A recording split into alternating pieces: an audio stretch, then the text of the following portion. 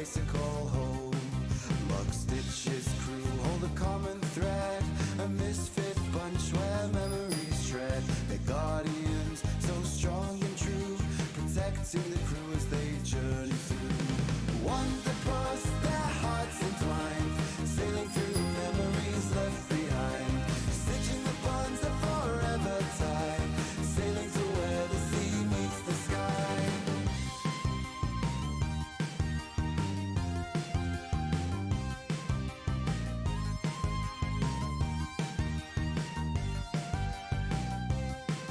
Way weavers weave a tapestry grand, unraveling mysteries hand in hand, sailing the waves beyond the stars they soar, forever seeking more and more. Explorers at heart with whimsy and glee, the Wanderpus crew set their spirits free, in pursuit of good with chaos untamed, to find a new place to make their names. Wanderpus, their hearts entwined, sailing through memories left behind, stitching the bonds that forever tie, sailing to where the sea meets the sky.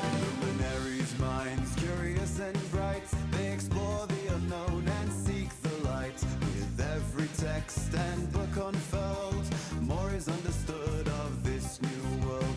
Wanderpus, their hearts entwined, sailing through memories left behind, stitching the bonds that forever tie, sailing to where the sea meets the sky.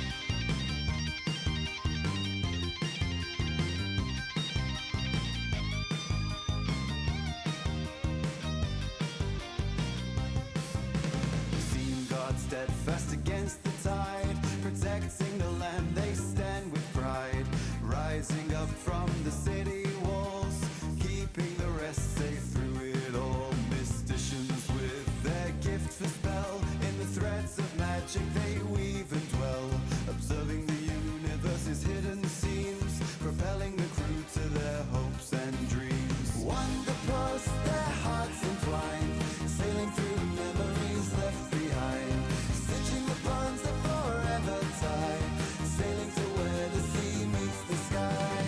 Wanderpus, their hearts entwined, sailing through memories left behind, stitching the bonds that forever tie, sailing to where the sea meets the sky.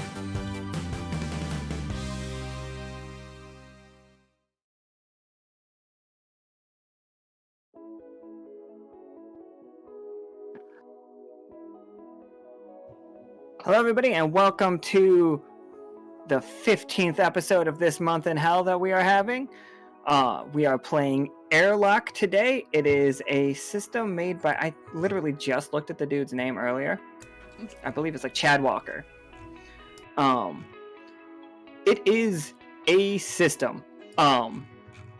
It is really not a hard system at all, and not even a crunchy system. It just has a couple mechanics that are what you might consider weird. It's designed to basically be a bunch of like episodes of something. So we're going to do a bunch of mini episodes during this one shot.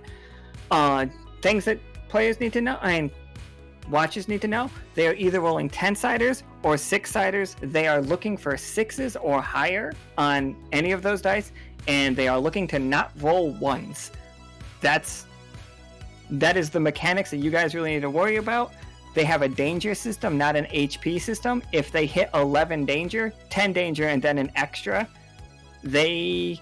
something terrible happens to them. You know, sucked into space, eaten by some kind of strange monster, engine explodes, impaling Osiria to the wall, you know, anything. Specifically Osiria. There's just a bunch of things that could happen. I'm just saying. Just like, throw a couple options out there. Me first. See what sticks to the wall. Osiria sticks to the wall. No. Yeah. Very violently. Yeah, she's a climbing vine now. It's fine. I didn't say she died. I just said she's impaled to the wall, screaming for help when you can't help her. You know, Oh, standard. even better. All right, but yeah, let's get to showing everybody. Introduce all the players. Also, this background's really neat. I like the way it's spinning. It's making me a little dizzy, but it's cool. I don't have to watch it. So we have Adli played by Starless. Hello. We have Flynn played by Flynn. Howdy. We got Isaac played by Warlord. How's it going? And Osiria played by Shy. Hello. All right, everybody. So you all wake up, and it's just like, you're we're gonna start with Warlord. Warlord, you wake up. Is this your bedroom? Do you like the other bedroom more? I like There's the 4 other bedroom bedrooms. more. Okay, let's show everybody bedrooms. Okay, so this is the first bedroom. I like this one best, but okay. Here's the second one. Now here's the third one. And here's the fourth one. Which bedroom do you like? I like the fourth one. Alright, solid. Trying to remember what all of these tokens are saved under. Alright. Isaac, you wake up. As your alarm goes off. You've spent about, Oh, I put you in the wrong one. My room. There you are. There we go. So you wake up. You have spent. It's been a week since you guys left the orbit of our 20-sided world, and you guys just fucking skyrocketed out there. This ship is made of metals and such that you found around the Neverglade, sorry. And it's like you guys got help from Hammerpaw creating it. This is Dendroid's like baby project, but they put Pilot, and you all have been assigned to this mission. Pilot, also known as C2, which is the little mandrill friend of Flynn. In case everybody has forgotten who C2 is, or Pilot, it's this guy. He's not in here. He's not in here.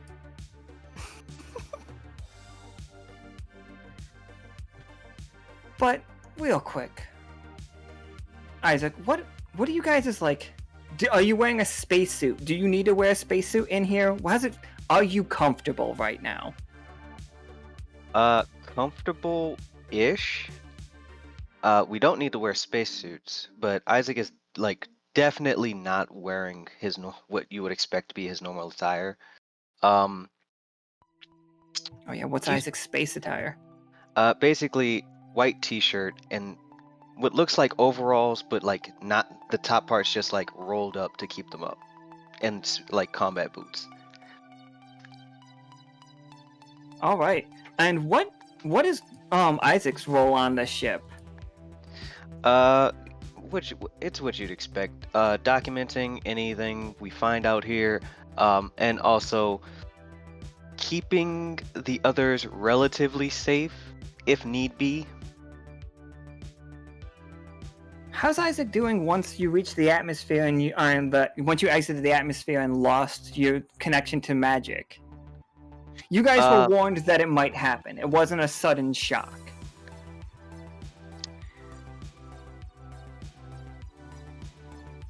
A little bit of motion sickness, which wasn't expected, but with a combined effect of like a slight weight being lifted off his shoulder. It's like I don't feel like I'm being watched anymore. All right, yeah, I love it. So what's the first thing that are you into a routine yet, or is it still just very new, very exciting? Oh, it's still very new. Because as soon as Isaac wakes up, it takes a second for it to click. I'm not home. I'm not home. This is entirely different. And the bed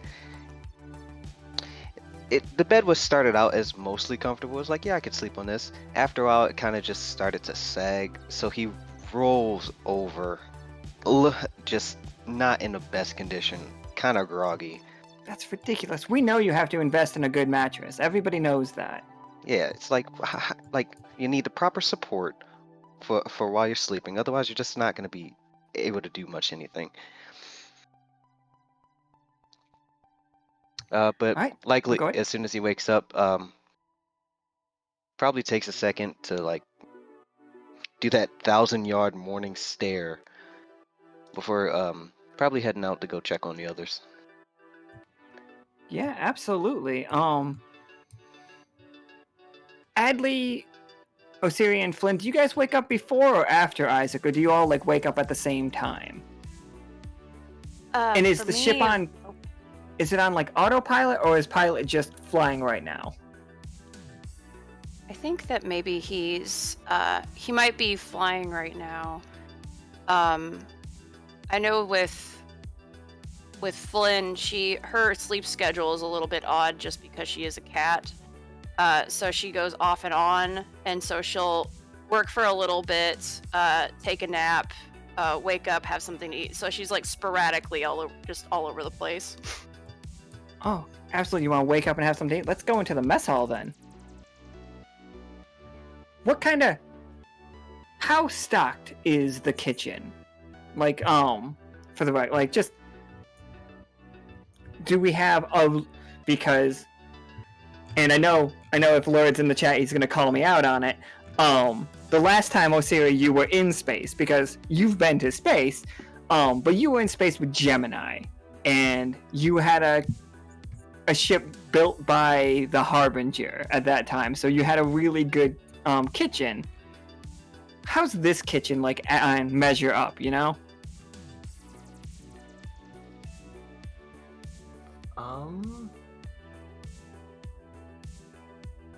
I imagine it's nowhere near as good. Like,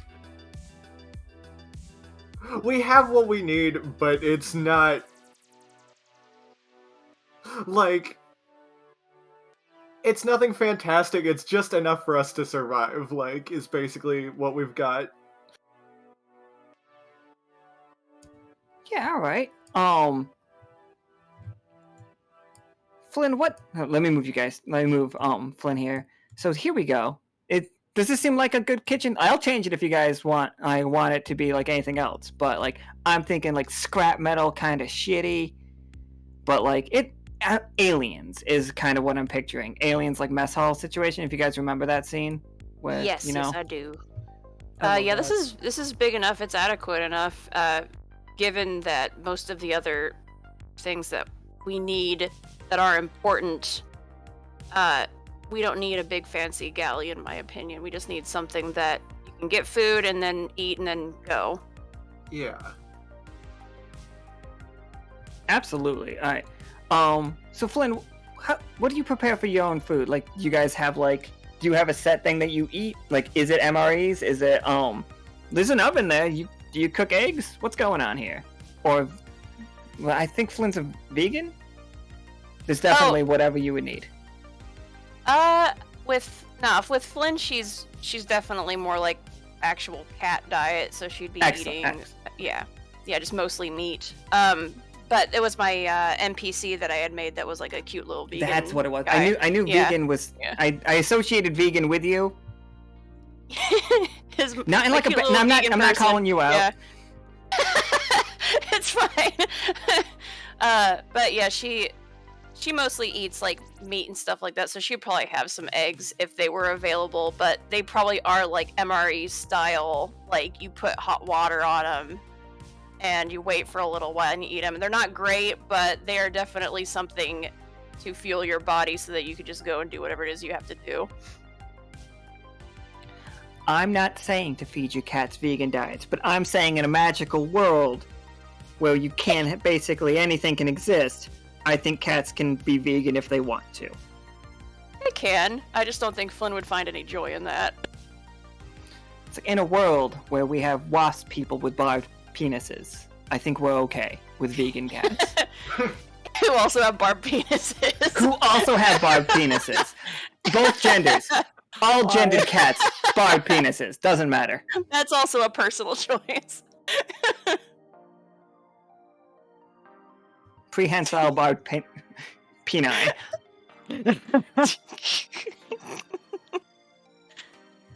24. Let me get that treat bag.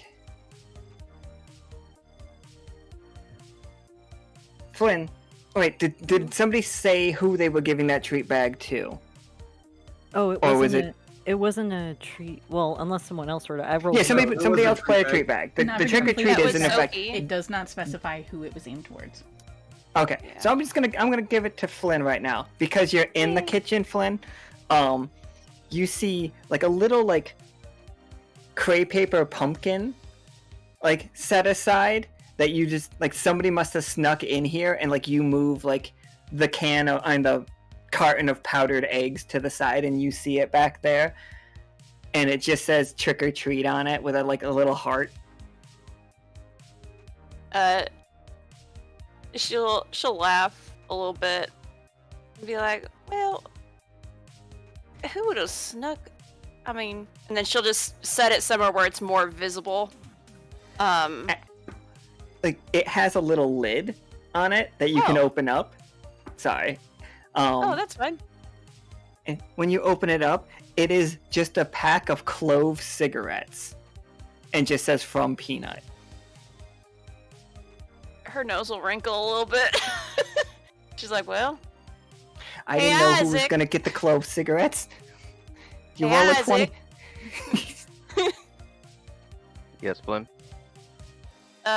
Peanut must have left something for you. And she'll offer him up the cigarettes inside of she's like, do you smoke? I don't know if anybody else here smokes. I try not to. Alright, well, then I guess maybe I'll go see about Pilot here in a minute. Absolutely. Alright, so 24 is clove cigarettes. I couldn't do anything else with them.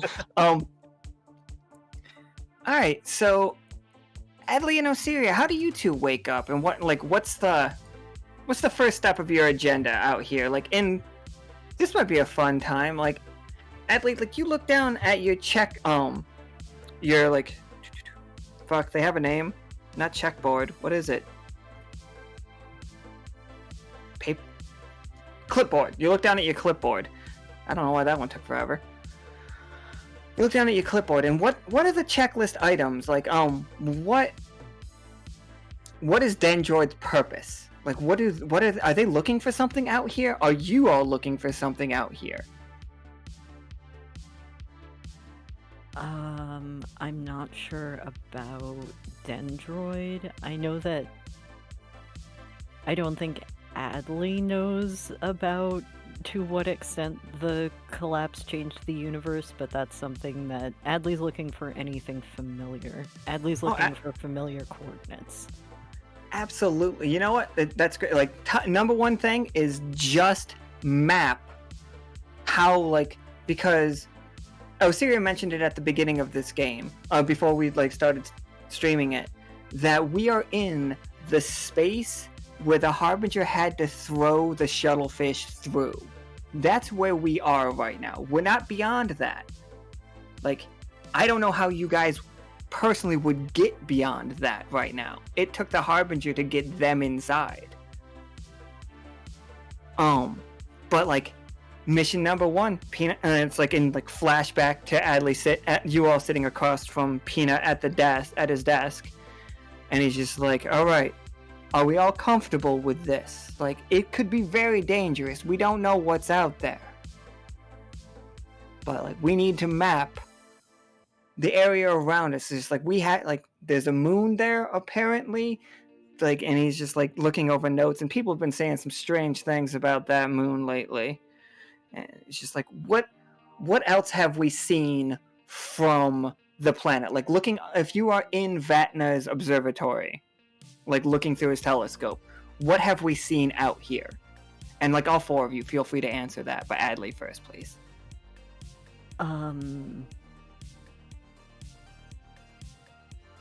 Very odd stars, because you can measure wavelengths of light to study stars, to study how far along in their life cycle they are, and how far along, what kind of fuel they're burning, and how fast they're spinning, and just stars that make zero sense, that have more than one wavelength, that they give off periodically per day, that they don't move in the same direction across the sky, and things where it would make it very difficult to map in general, especially on like a 2D map, but Adli knows how to work with physics and make 3 to 4D maps if you include time. All right, absolutely, for sure. We got some weird stars that give off strange light. I'll put you all in the cockpit so we can have you all on the screen at the same time. Look at Pilot. Look at him go. I love that much. man. All What right. a fantastic boy. Such a great boy. Pilot is he, him. His given name for like being an apprentice is C2, but he does love, like, he found a jumpsuit that said pilot on it, and he loves just the word pilot. So let him be who he is. Let him live his truth. Yeah. I'm going to try to work extremely closely with Pilot then, as far as like mapping goes. Oh, Pilot can't read a map to save his goddamn life. I meant more so that we don't run into anything. Oh, he's a great pilot.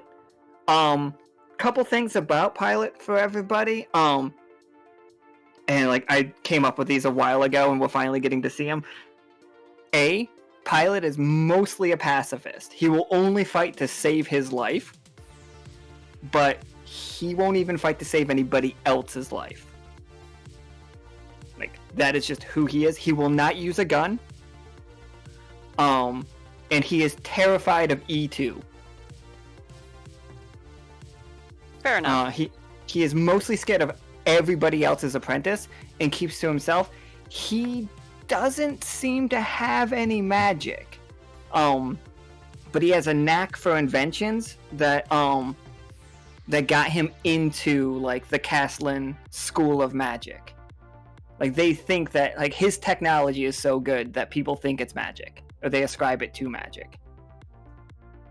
And like, feel free, Flynn, at any point, any of these things, go ahead and change about him. If you don't want him to be a super pacifist, absolutely. Let's fucking give him a battle axe. Let's rock. I think that's interesting.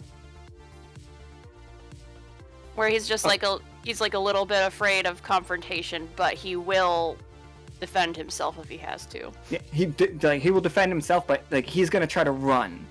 And like for any situation we get into combat in this game, know that Pilot is going to try to run. So he's like most regular people. Like most regular people. Like he doesn't want to be a hero. He just wants to fly the ship, and he's living his dream right now. You guys took him to space. He fucking loves this. I'm so happy for this little guy.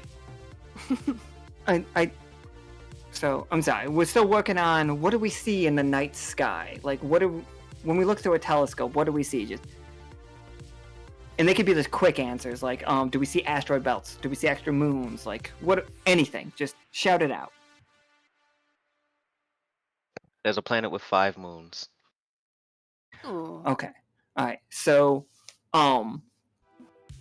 we know inside the bubble, like inside so imagine a 20-sided, Warlord. I don't know if you've ever seen a 20-sided die before, but if you can work one of those into your head, just picture it real quick. Now, Right, imagine picturing. that is a planet. Mm-hmm. Now, imagine that planet has an atmosphere like regular planets do. Mhm. But then it's got this huge 20-sided, like almost like a force field around it. There are no other stars closer to that force field, and there's no other planets closer to that force field, because if there was a planet, it would... You know what? I'm sorry. Here you go. Or like, you look through, and everybody has thought that this is a planet with 5 moons. And then it's just like, you're looking at it, and it's just like, no, that doesn't... It's not right. and you find out that what it is pieces of a planet. It's 6 pieces of a planet that didn't fully get integrated with our 20-sided planet. So there's like just something's floating out there with 5 like orbiting satellites. They're like made of scrap metal, and it's a huge like scrap yard out there. I believe earlier we did say wormhole.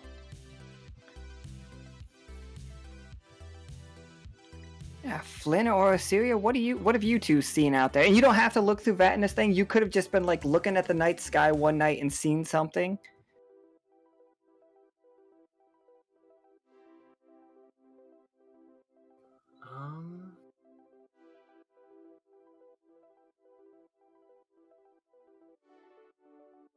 I think I know it kind of overlaps a little bit with a scrapyard, but I think at like the far outer edge, like of this like bubble that we have, I think there's kind of like effectively a ship graveyard of ships that tried to pass through to just like push through it and basically just didn't make it and were destroyed on crossing that barrier. Oh god. Oh, that's cool. Like they actually like crashed into it to try to like alright. And like all the people died, but like some parts of the ship got through. Yeah, exactly. Oh, that makes a really cool reason that there's like a float like that's why it's not, that's how you know it wasn't a planet, because stuff is being added to it. Like everybody like drew it, and Isaac's just like doing the like finger reading thing as he's like, look, I really pictured, Isaac, are you cool with this?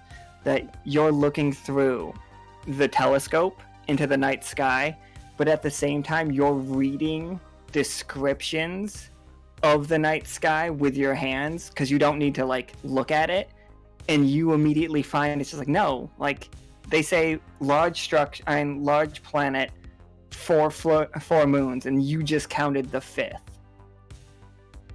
Oh yeah, that works. That makes sense. Now I gotta make that map because we're going there. And Flynn, have you seen anything? What's interesting to you about the night sky?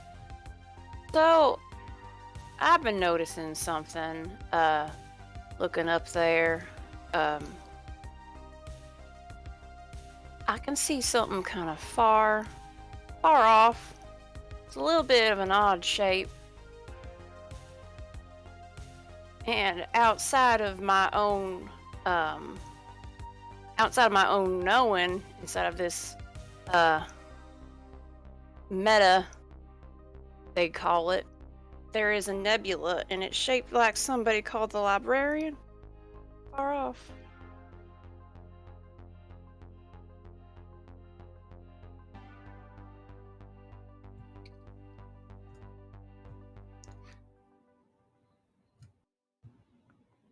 I'm not trying to be, so I'm just trying to figure out exactly how I could do anything with that, and what I could do with that could be really fun, you know?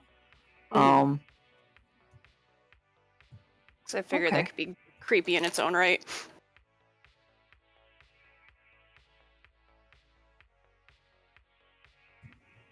Alrighty then, so like we are trying to map out, like, alright Adli, you look at your checklist and just like, and you guys have made decent time, I would figure. Have or like how are you doing on time, Adli? Like how is the ship doing as far as like the amount of space that you guys have covered? Is it the amount that you expect to, or is it a little bit better and or worse, and why? I think it would be interesting if we're doing slightly worse, but slightly worse today because it's just the distances aren't adding up. The way that the way that we're moving through space isn't mathematics-wise, physics-wise, and time causality-wise doesn't add up. So we'll, like, today we're doing worse, but also it kind of varies from day to day, which is weird, because sometimes we're doing better. Alright, what made today slow? And this is where I'm gonna start this is our scene, guys. We are starting the scene here at, a 1 out of, on the little counter thing. This is the part that's gonna be kind of confusing for the watchers, but, I believe all the players understand how this works, right? So- I will follow everybody else's lead. we're gonna use the threats one to keep count because it's the same thing. Just like, don't worry about combat. All right. So, and correct me if I've got any part of this wrong, Adli. Because you've played this system before. We all have die pools for their things. Whatever they have in a stat, whether it is like 1, 2, 3, 4, 5, that's how many 10-sided dice they roll. They are always rolling 5 dice. So if they only have a 3 in a stat, they roll 3 10-siders and then 2 6-siders. The only numbers that we are concerned about, unless they have a move that says otherwise, the only numbers we're concerned about are 6s, which are successes, and 1s, which are botches.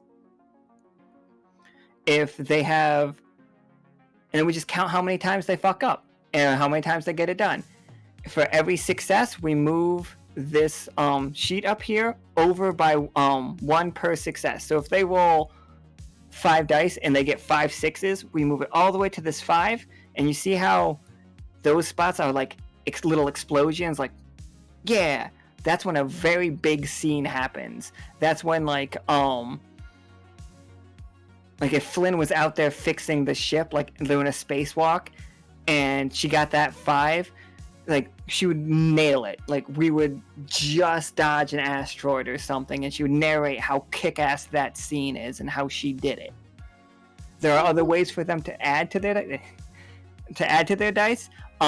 They all have their character sheets. Roll20 doesn't support this, so they're just gonna tell us. If you guys could, for like the sake of the stream and everybody that wants to learn this, explain how, like, just quick explanations. You don't have to dig deep for things.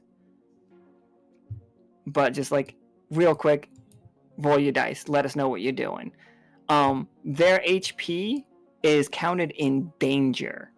They, like I said earlier, they have 10 dangers, and then when they hit that 11th, done. Are we using the Phoenix protocol? You can, and like the Phoenix, like if it comes up, you guys can do the Phoenix thing. They could put on like an epic sacrificial scene.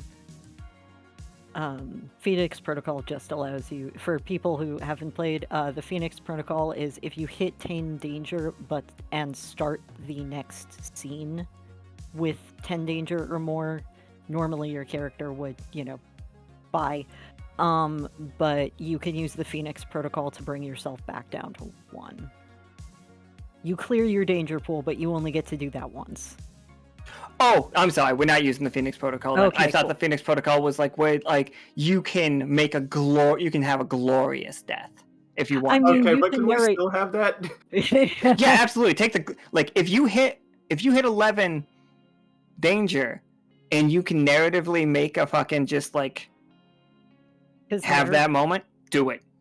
Noted. Because narratively, for one of my specific skills, getting up to 10 danger is actually a good thing. It allows me to do something good, but also I have to put myself in danger to do it. Yeah, totally. Just careful. Yeah. And also, we all have the ability to support each other and bring our own danger down. Or bring each other's danger down, or our All right, own. you guys got tons of moves to do that. Yeah. All I right. sort of understand it.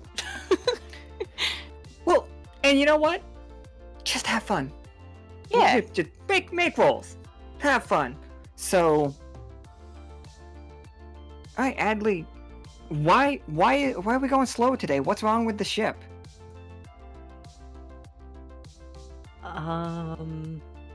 Or is something wrong with the ship, or is it something wrong with the area? Go ahead and answer. I'm just gonna go make my tea real quick. I'm listening though.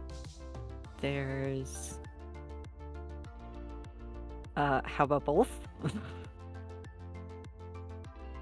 There was a minor mechanical issue on the ship that we have to deal with, and also just we're still having that area is weird time wibbly wobbly stuff not in right space nonsense.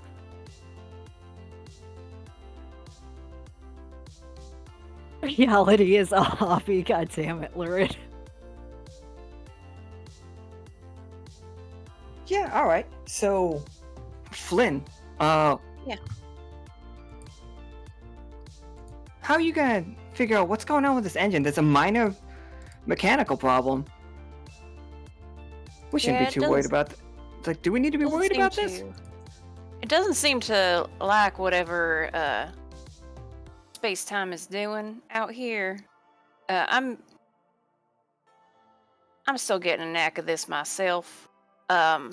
If we were on the planet, or even underwater, any of that, I could probably fix this pretty easily. But up in space, it's a whole different web ball game. So it's just getting some getting used to. But it's nothing I can't eventually figure out. Yeah, you know what? I think this is probably... I'm thinking it's a snoop. Yes. I want to say this is going to be a snoop. This is how you're going to, like, figure out what's going on, you know? Okay. Yeah. So roll me 5 10-siders. Okay. And we're looking for anything above a 6. Okay. Let's see how this goes. Alright, we got 1 success. Alright, so 1 success is not amazing. Mm-hmm. So 1 success means your Voidnaut, which is what they're called apparently, Voidnauts, just barely succeeded at the task they were attempting. The player narrates the outcome of the roll, but the GM adds some type of complication. So yeah. What'd you do down here? How'd you fix this thing up, or... Well, Like, what was that mechanical problem? I think. Oh no, you already said what it was. Yeah. Timey-wimey. But how'd you fix it? Well, it seemed that there was something that was just one of the parts of the engine that was just sputtering a little bit. I don't know how else to explain it. Just, I'll level with you. I hit it, and then it just it knocked back into place. So you hit it, like, and with like a, you got With my wrenches and stuff. multi-tool. Yeah, with my multi-tool. Absolutely. Of course you did. So, so we are up to, on that grid, we are 1 movement forward. So 4 more successes and we get to do something really cool. But, like, you hit it, and, like, this engine room was mostly put together by Pilot, because Pilot, you know, you guys trusted him. Like, he said he knows how to work it, and he got some parts from the Hill Kings. And then, like, he's kind of vague on other parts of, like, how you guys are, like, moving at such speed through. Because you guys explained, it's like, Adli explained to Pilot, that's like, no, the space-time is kind of weird up there. Like, some of those... What was wrong with some of those stars giving off wavelengths that don't work right? Is that what you were saying? Stars, the wavelengths of light do not make sense because the same star will give off one wavelength of light one night and then a different one the next, which it shouldn't be possible because if they're steadily burning the one specific fuel, stars only give off a certain set of wavelengths of light, which means you can't measure the wavelengths of light correctly, which means you can't get a good, I guess, standard candle would be... I think that's also a sailing term, maybe? You don't have a good standard candle. You don't have a good, like, anchor point. And yet, this ship does, like, for the most part, normally seems to just go right through it. Until, like, today with this little thing, and then once Flynn hits that side, like Flynn hits it, you guys all feel the ship like it's a wild feeling, I feel like, because it's not like the ship is being propelled forward. It's not that you guys started going faster.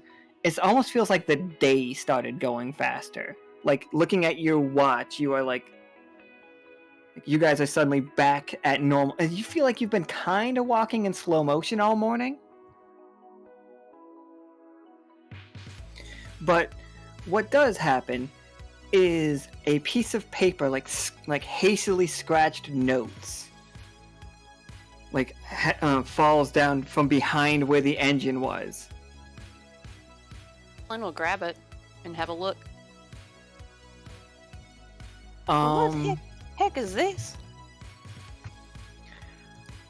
Okay, so go ahead. I don't know if this is gonna be a roll. How much time do you spend with Rennick, Flynn? Pretty much none at all. I've seen him before.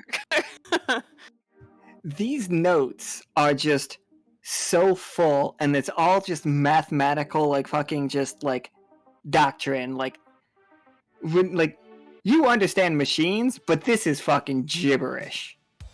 Yeah, I can understand some math, but this is a lot. It's theoretical. It's written in Pilot's handwriting, but it is they are Rennick's notes. Oh. Well, and that interesting. I'm thinking I might want to go ahead and take these over to Adli, see what A thinks about all these calculations. Yeah, okay. Yeah, let's go back to the cockpit, and Pilot's just like, good job with whatever you did back there. Did you have any problems? I don't know why I gave him kind of like that weird accent right there. That's my bad. It's okay. Nah. It worked itself out. Good. And it's just like, you see him like look back at Isaac, and he's just like, you said the planet, he does air quotes, it's this direction, right? Like, he has a map open, and like, so him and Isaac are looking down at that. If you wanted to have like a conversation in private, you're perfectly good. Unless you just want to confront Pilot about it. I'm also fine there. She might actually think it's funny. So, she's gonna hold up the notes. Hey, Adli, you want to have a look at these calculations here? Some sort of theoretical mumbo jumbo about mathematics and whatnot, hidden behind. It was like kind of hidden behind the engine. I don't know if this is what was like kind of gumming things up a little bit. Do you know anything about that, Pilot? Anything about calculations like these? Pilot just is just like, oh yeah. It's just like, it's mostly theoretical. She just smiles at him. She's just like, when did you have a time to take these down? I didn't. I'll admit. I didn't really. There was some problem with the calculations, and like, he's been to space, and like, Osiria, you've been to space too, and like, that's why I'm so excited to like have you, like, it's really cool. But Rennick didn't lock his door when he went on his last mission, and he might have locked his door. I broke into Rennick's room and copied everything I could. That's how we got this flying. Adli immediately grabs those notes. You sly little baboon. So, you probably could have asked, and he probably would have given them over for something like this. You all start hearing a ticking. What? Here's that? Didn't you hear that?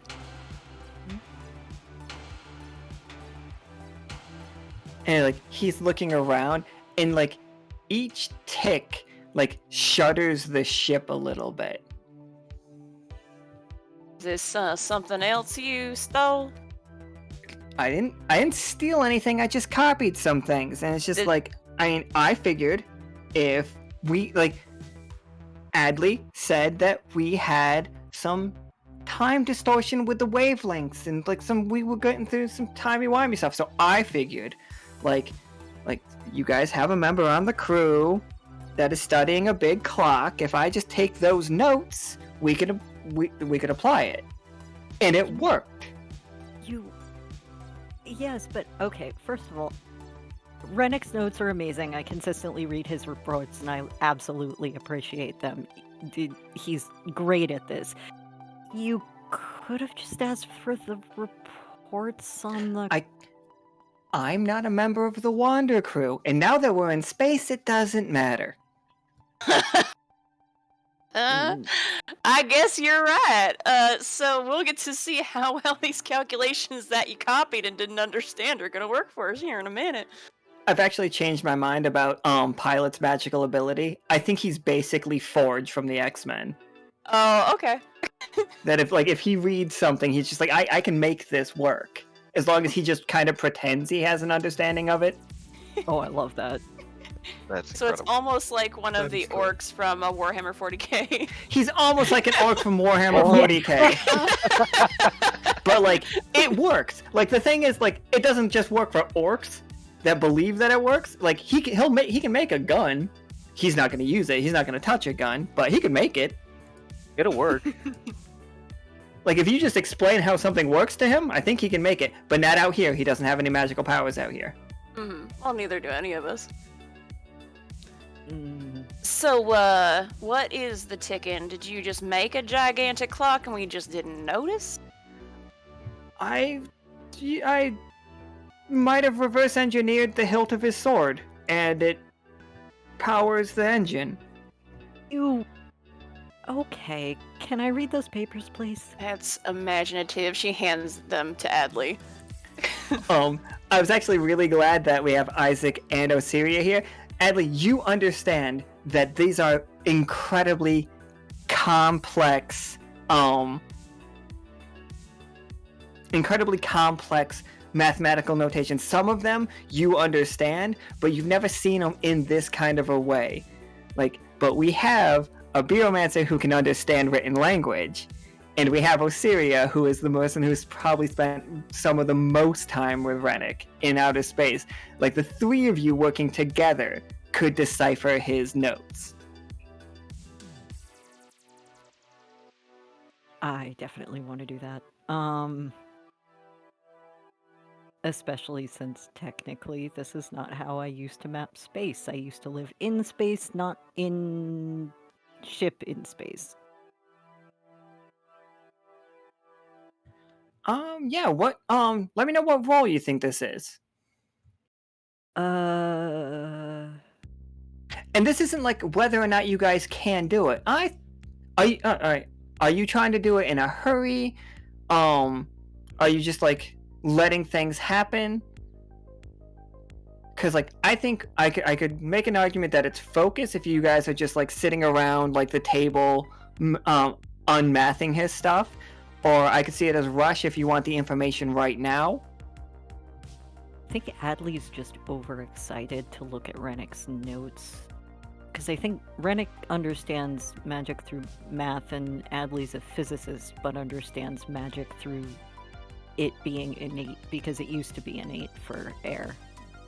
So, like, Adli, I think, would do push, but I don't know if the other two want to roll something else.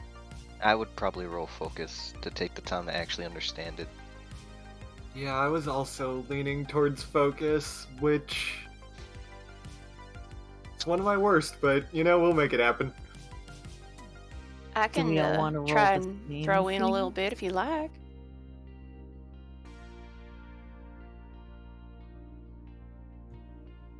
Are we each rolling our own thing, or are we each rolling the same stat?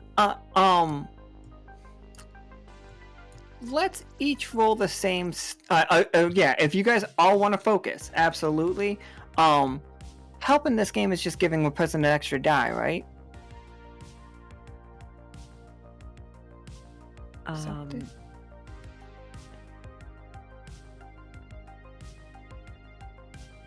Oh god, that one I forget.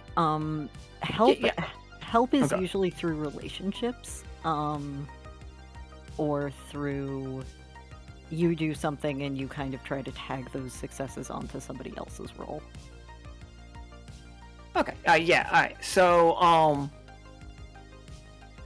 let's do it this way. Adli, rush for me if you don't mind. Like at least like this is the first like comb over the notes before Isaac and Osiria get to like really get into it. Adli's just fucking like blowing through these notes. Let's see how you do. Okay. I need to remember if I'm rating, if my rating is this. Okay, yeah, that's my rating.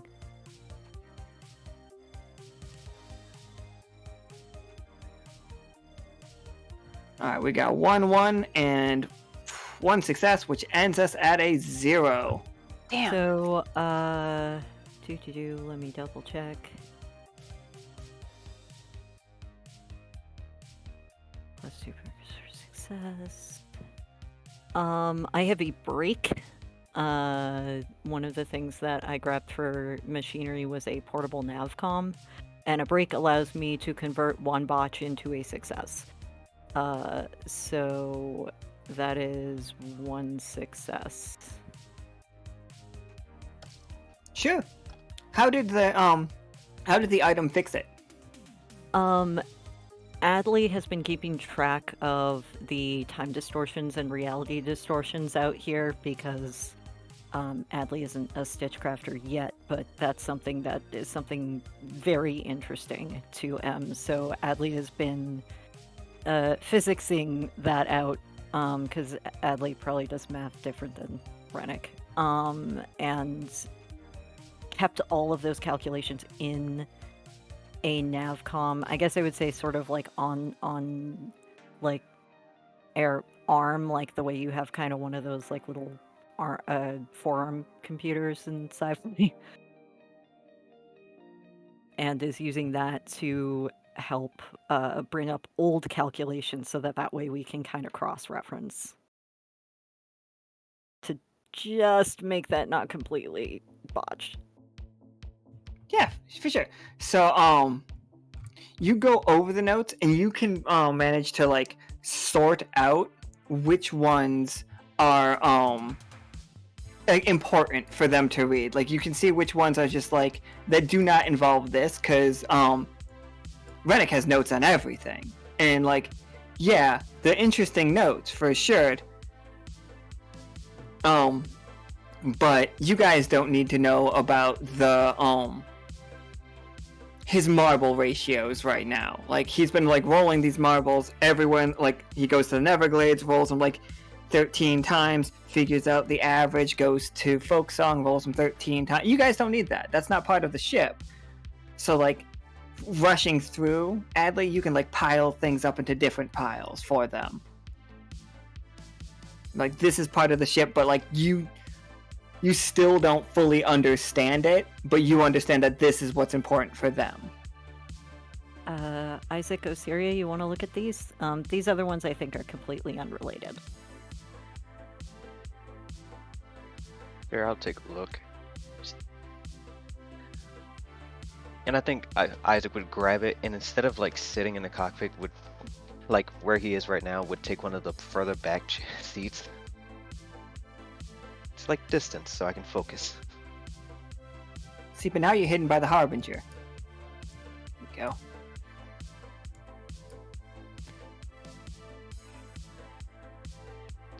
So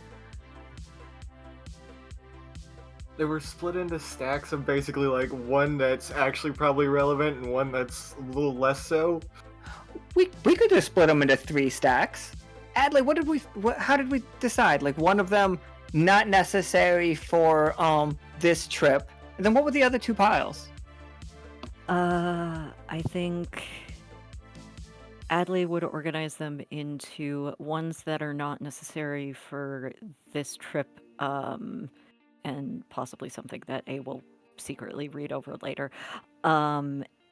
Ones that look ones that look particularly complicated and have notations that do not translate to anything I have ever seen before as far as math and physics goes, and give those to Isaac. And then ones that Adli's worked closely with Osiria before on missions. So it would be anything more related to the way Osiria might understand or take notes, not necessarily like not botany or plant related, but things that seem like they might have more air quotes standard notations.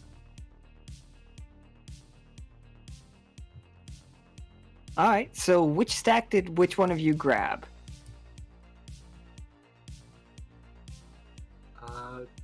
Isaac grabbed his first, so that's up to him. I'd say it's probably the weird math that Adli just could not understand. All right. Go ahead and roll me your focus. Okay.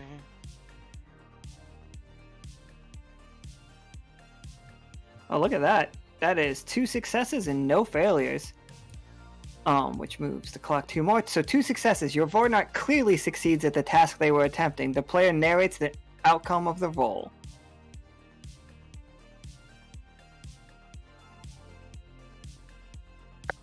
So,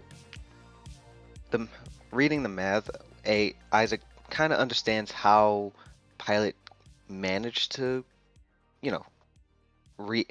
basically reverse engineer the hilt of Rennick's sword. And while he doesn't fully understand everything about it, I'm able to point out a couple of things. Okay, this is there's mentions of how the marbles kind of relate as to why he's rolling 13 marbles. And it's okay, so the clock, this, that, kind of makes sense. So it just explains the weird time dilation stuff that we were experiencing a little bit before. It's Yeah, not an absolutely. exact 1-to-1, but it starts to add up. So you guys are you have fixed this problem. You know exactly how to fix it again, mathematically. Osiria, how's your stack going? You guys basically are. You guys are flying a ship based on chaos theory, I think, is what we've just decided. Pretty much. Yeah, okay. Yeah, this continues to Adli spent a lot of time with Vatna. I'm rolling focus as well, right? Yeah, if you think that is the role that how you were doing, a nice slow and steady read, it is also focus. If you get 1 success, you get to narrate the big scene, the climax of this mini episode. You know what I mean? All right.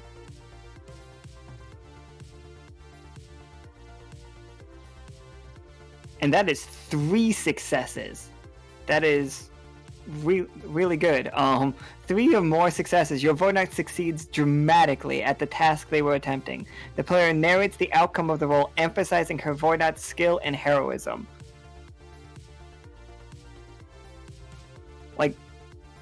You read Rennick's math so good, you know how this ship works. Inside out. Oh.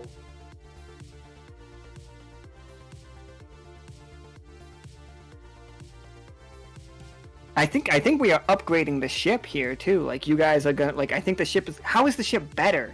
What did you do to the ship that add something to it, make it better? Is it bigger? Are we TARDISing this shit? Is it bigger on the inside because this chaos?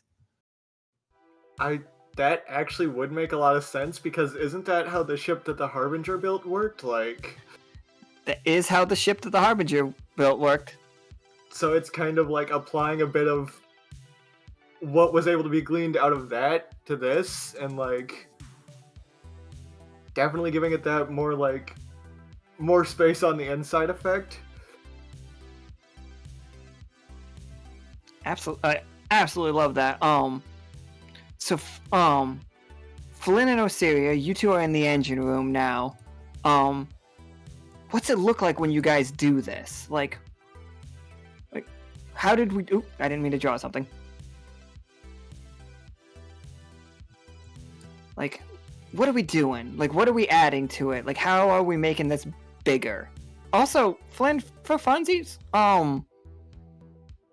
like, what kind of armaments are we packing?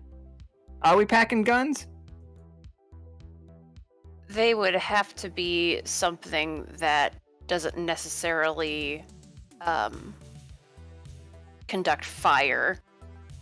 So it'd have to be, well, maybe we don't have to follow actual rules of space, right? We could do something different. Yeah. Yeah. What are you thinking? What's so different for it? Compared to like what they would normally do in space, which is not anything that would ignite the air. I think that this is done up a little bit differently. I think that they actually do get to have, like, they know that the whales are out here somewhere. Because they had heard about them. I think that Osiria actually got to see them before, right? That is correct. So she would have said, like, hey, let's not go out into space completely unarmed, and probably would have suggested a number of weapons. Yeah, alright. What's our main one? Like, what's our Millennium Falcon little, like, drop down, like, 360 laser gun situation? What do we got? Like, tons of other weapons, little, like, pea shooters and whatnot, excellent. But what is our photon torpedo situation? Gosh. I think that... I think that something kind of fun and ridiculous would be on this vessel to fight other stuff. It's like a strangely souped up Whopper. Just fucking hit him with those fucking Whopper Juniors. Yeah, This they're isn't a hungry. Whopper, this isn't a Whopper Junior. This is a Whopper Senior. Yeah, this is Whopper Senior because it's in space. This is the triple Whopper. This is the Texas Whopper. Howell had like a tear in his eye as he was like proudly like, that here it is, my new baby. Fucking hit him with the double Whopper. Don't sue us, Burger King. Yeah. I worked for you for 8 years. Oh God. Yeah, it was terrible. No, it was. You know what? Fuck it. Burger King was an okay job. I'm not mad. Yeah. Yeah, we gotta help the Oh God. flame broiled. Yeah. What's that fucking like Whopper Junior Whopper? I That's want exactly that what I was song. referencing. I want that song. That'll be the sound it makes where it almost sounds like it's singing that whenever you're shooting it. The mechanics in it make it sound like it's doing that. On its way. It's the Whopper Junior Whopper. It's just beep boops, but in that Yeah. song. Yeah, just in the right cadence.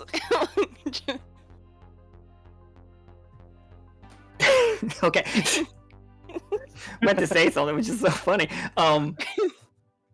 Yeah, and like, if this was an episode of Star Trek, guys, so like, we start the episode and we are all feeling like strange time dilation happening. Like, everybody's like feeling off. Like, all the instruments are just reading that we're going slower than we should be. Like, you feel like time is moving, like in your head time is moving normal, but everything around you has a lag to it, is how I think today felt. So think of like this as a mini episode. How would we narrate everything that happened today? What happened? Like, and how does the episode end? With Osiria solving the problem through Rennick's math. I think as she is setting all of that up to properly work so that it does expand the ship a little bit, Flynn just like looks at her with this like admiration, but doesn't actually say anything out loud. Her eyes just get really big, like, whoa, that was really cool.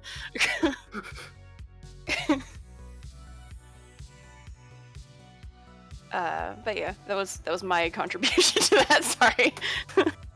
No, I loved it.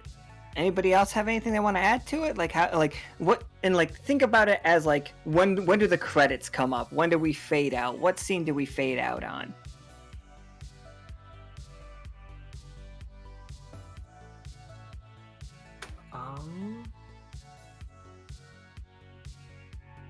Shoot, I'm sorry, I'm blanking on this one. Would it be like, gosh, how does this ship look on the outside? Does it look like his like, is it just powered by the thing on the I was gonna ask you guys. Yeah. I don't have an outside for this ship. Like, yeah, like, yeah, guys, what does this ship look like? I'm a What does this huge ship look fan like? of Firefly. I apologize. I know, I that do this love ship it is too. I know that this ship is technically not that, but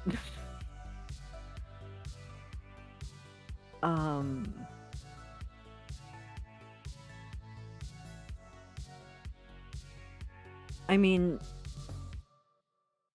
they're like, Osiria said that like we did something weird with the space inside the ship, right? Mhm. Correct.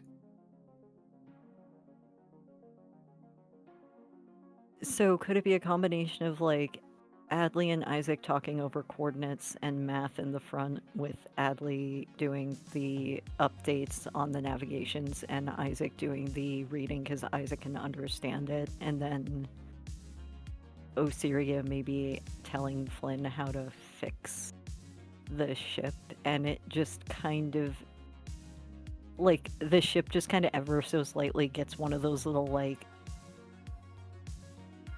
I want to say like upgrades, where it's like it's something that was originally not on the outside of the ship before, but now was. Like now we have whoops, now we have a warp drive, except not a warp drive because that would probably be too ridiculous. Oh yeah, we can't warp anywhere, but we could definitely upgrade the engines a little bit. It's just like and like have like some crazy shit going on. Absolutely. Isaac, from you and Osiria's success, I know we rolled a trick earlier, and like those are gonna happen, but here's a treat for you. Isaac's Biromancy has been upgraded. Like when you read something with your finger, like whenever you read something, you intrinsically understand the answer of it if it's a math thing, but you cannot show your work how you got there. You just know how it ends. Like it doesn't need to have the solution written out for you. You can just say, like, if it's this massively long thing and you say the answer is 25, the answer is 25. You can't tell anybody how you got there. I just know it. You just know it.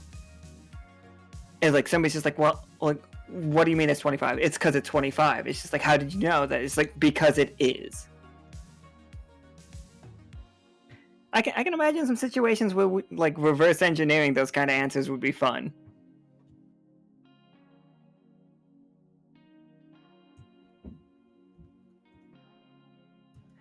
Yeah, it's like Kay and Rennick are gonna hate that. Absolutely, I think that those. This is what I was laughing at. All right, so like the episode like fades out with like Osiria and Flynn like working on the engine, Adli out there like doing a spacewalk installing the new drive that they've come up with, and Isaac sitting in the sitting like multiple seats behind Pilot, just like in the far back, like reading over all of like Rennick's notes and like coming, just like starting to solve some of these problems. Like, this is not Rennick's notebook. This is Pilot's copy of Rennick's notebook. But he's just like putting the answers into theoretical math questions. That's how I think this episode ends.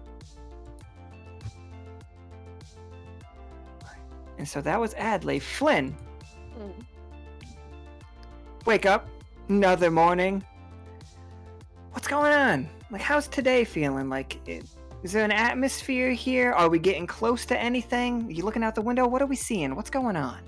I think when she gets up, it doesn't take her very long at all to just roll right out of bed and head straight back to the front of the ship where Pilot is. And she's going to like lean over his shoulder and just look out the front or at the viewfinder or whatever they have going on up there. I don't know exactly what I think like is. In my head, I always love a screen, like not a screen. I need a window, you know? Yeah. As Okay. Personally, for me, sci-fi 1950s like aesthetic, you know, the rockets with the 3-panel glass windows like a fucking windshield. Mm-hmm. So I understand that's not real life, but come on, meet me in the middle. Yeah, that's cool. So she'll be like leaning over his shoulder, just looking out the front. And they are getting closer to that scrap yard. And she starts getting a little bit excited, mostly because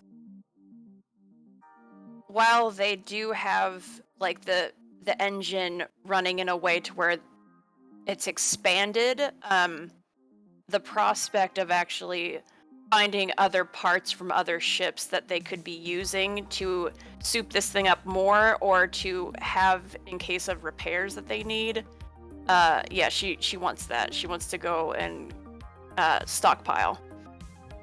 Oh, for sure. Okay. So you seeing it, and you guys are getting prepped for a scavenging mission. All right. I love it. All right. Isaac, Osiria, and Adli. What's it look like when you guys get like scrap ready? Like, what do your spacesuits look like? What are you bringing with you to like get to the surface of this place to look at whatever you can bring back?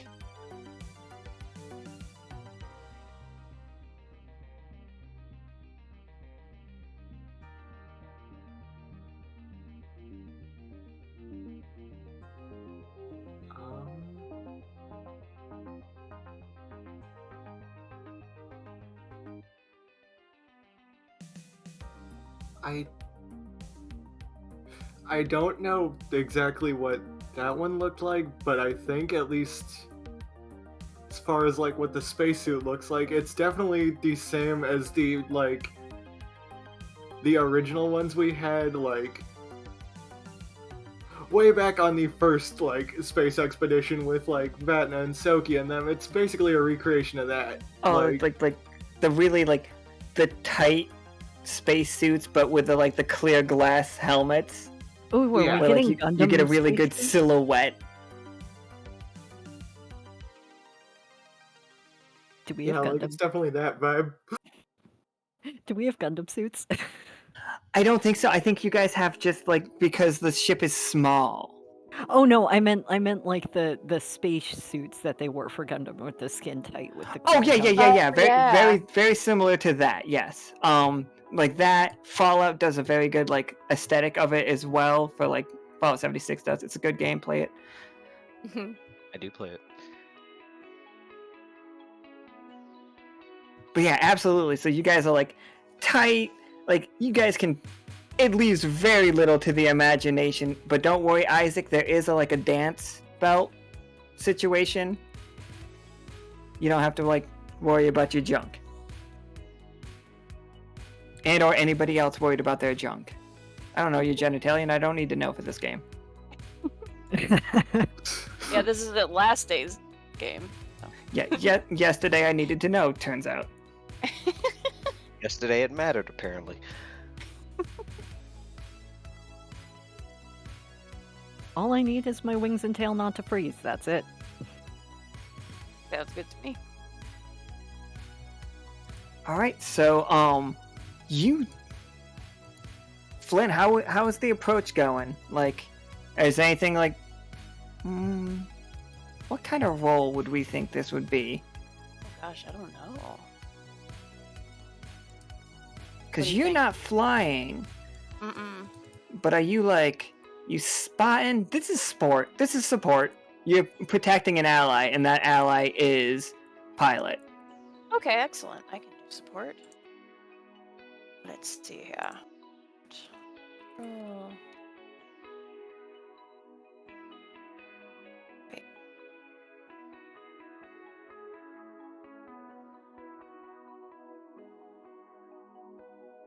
It's just like typing it out. I just take forever. I know. 'cause I'm like, I'm I moving completely straight. get you. Like, all right, we have Yay. 3 successes. Jeez. Yay! Okay. Like, you guys aren't gonna die. You're gonna do fine. I was backseat driving the whole time. I was like, no, slow down. Nope. Yeah.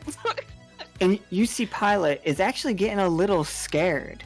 Like, he's kind of like shuddering at something. And he's just like, look at those. And he's pointing out some of the ships that you're close. He's just like, those buildings. We have legends of you can find some of them in the Neverglades, as like you guys are like swooping down underneath right now, like you're just barely passing under like some debris, and like at this close you can tell that they're not moons. You can tell that they're all just spaceships crashed into each other, and like they all look like they've suffered like a massive impact on the front ends of them. They basically only can see like the back halves of some of them. They're all folded like fucking tin cans. Oh god. Because they're crashing into the field around the world, and it's far out there, but like it's like, Osiria, you are currently seeing what could have happened to the shuttlefish if you weren't being protected by the Harbinger. Oh. It's like, and this is telling you guys there is more beyond, even beyond like that world. Like the planet Plaid is out there because it was so far away, but everything else close by has been like sucked up and absorbed into the world. But Pilot's like looking at some of these things. He's just like, we've gotten some of these all the way down on the planet. We've theorized for quite a while that they were more new landing items. They fall out of the sky and land in the scrapyard. But wherever they land is just cursed. The machines can become animalistic, and they begin like feeding on us. They call them the Forgotten. Oh, well. I guess they're not completely forgotten. You guys keep on remembering them. This is just what they make people scream.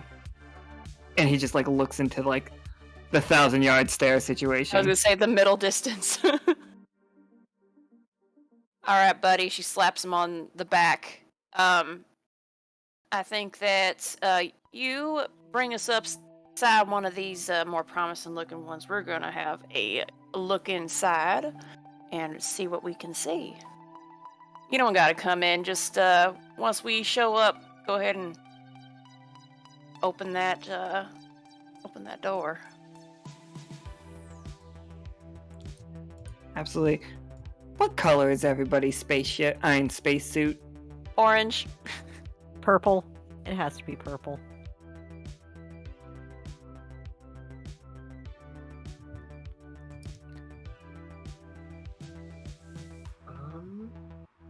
I was thinking blue, kinda.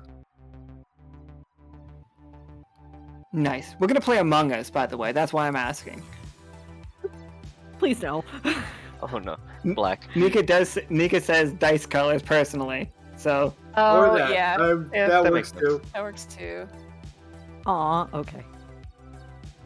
red is sus. I've never played the game, but We just never played it. Never gotten around to it. Yeah, that's fine. One day I won't.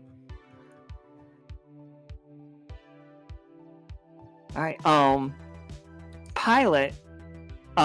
Do we want to take Pilot with us? No, he's staying here so he can let us back in. Like, yeah, he looks to Flynn for like, do I need to come? Nope. Sit here, look pretty. Alright, so you land on this planet. And it's the biggest one. It's the one dead set in the center of it. And you see ships going around, but this actually looks like Earth.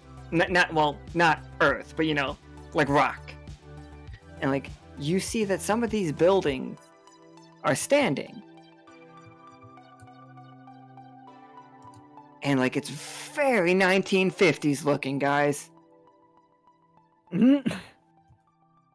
Osiria, this seems hella familiar. Yeah, I was gonna say, I've seen this place before, haven't I?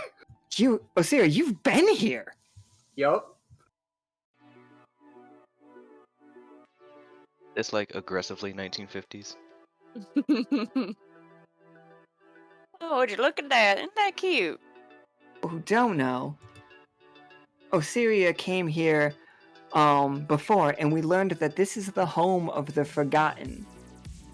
A group of people cut off from all other worlds because they did so much traveling between dimensions that they were causing a problem. So a gardener had to go in and prune their word tree. And they did.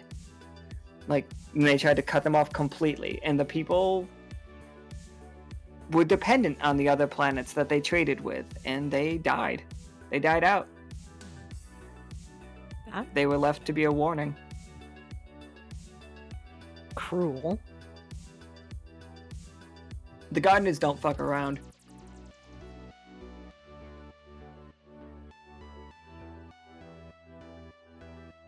Home of the orb.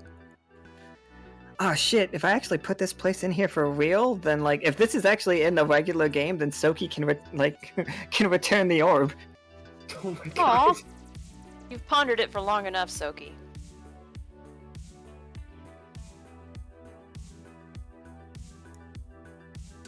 But like, so what do you see when you guys look around? Yeah, you guys tell me. What's going on here? What are we looking for?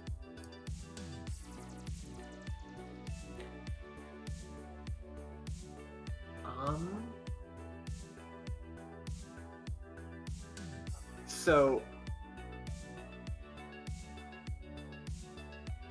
something that I kind of just want to know for curiosity. So I think Osiria would set off towards the area where we saw the Forgotten themselves to see if, they're still here or if anything was left behind of them. Flynn will follow since Osiria seems to be going with purpose. Assuming I was gonna say that part of the planet's still around. I was gonna say we should stick together.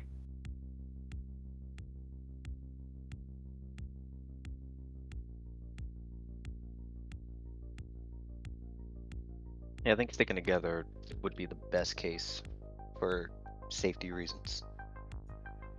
Alright, Osiria, what were we thinking here?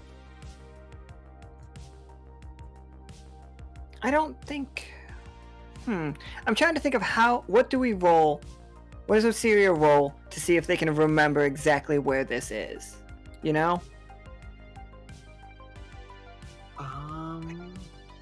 Do we think it's, it could be focus, again. But, what do you think, Adli? You've played the system more than I have. What do we think it's a history roll kind of thing? I mean, that also partially depends on whether you're trying to do it quickly or cautiously. Because you could use focus or push, rush or sneak probably would also apply depending.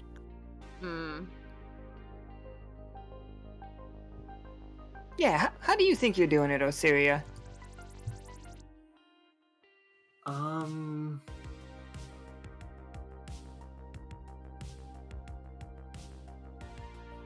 I guess out of those, Rush sounds right. Yeah, sure. Hit me with that rush. Hit me with that big time rush. Hey,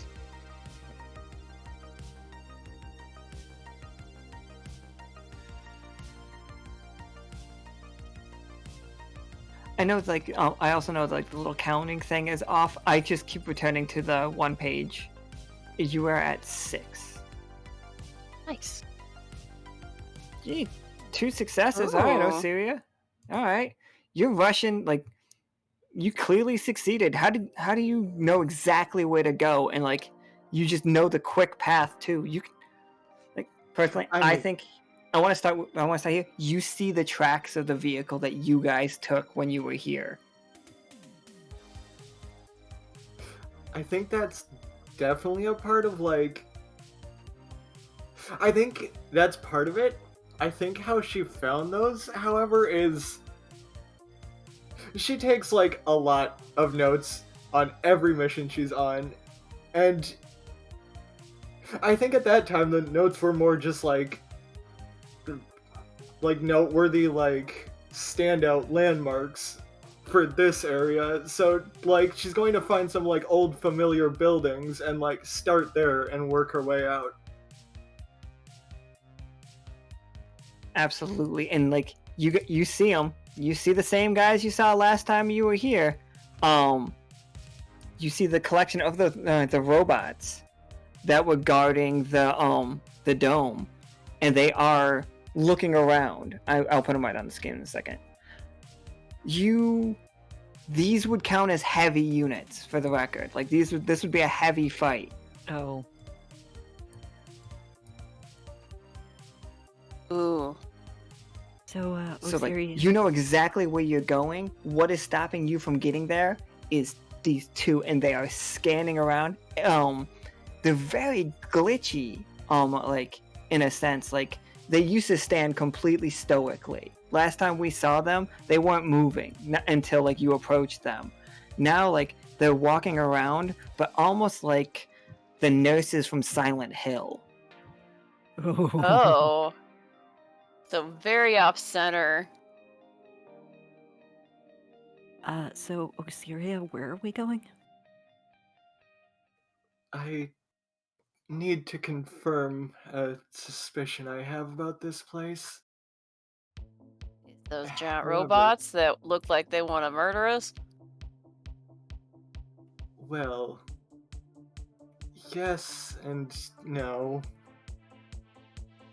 They were not like this before. Can we sneak We should past? proceed with caution. Well, that all depends on how you want to sneak past. Do you want a distraction, or do you want to just figure out a way around altogether, and make sure nobody missteps?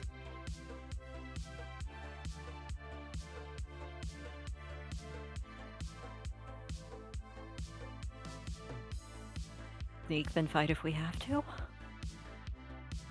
I'd rather not. I'd rather not fight. I'd rather just try to find a way to distract them, and then possibly find a way to get back to y'all later if you just find a way to let me know exactly where y'all are. They're not Point it floating, out I'm to just me. moving tokens. We should stick together. Flynn, this is... what if something goes wrong with your suit? What if one of your, like, items malfunctions? Let's not split up. Sure it can, but we could also get blasted smithereens too as a group. So which one do you want to do? Because I sure don't want to fight them.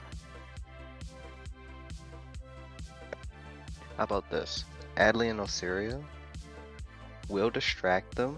You two try to sneak past when you have a chance. I would rather we not take such unnecessary risks.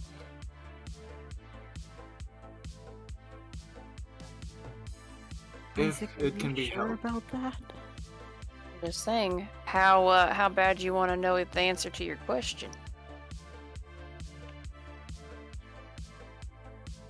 The way I see it, our options are we all try to sneak past, or two of us distract those two obstacles while the other two sneak past. We can find a way to do it without getting in any real trouble, probably. I'm still for all of us try to sneak past, but We can catch up with you. Hey, Osiria, what's a good...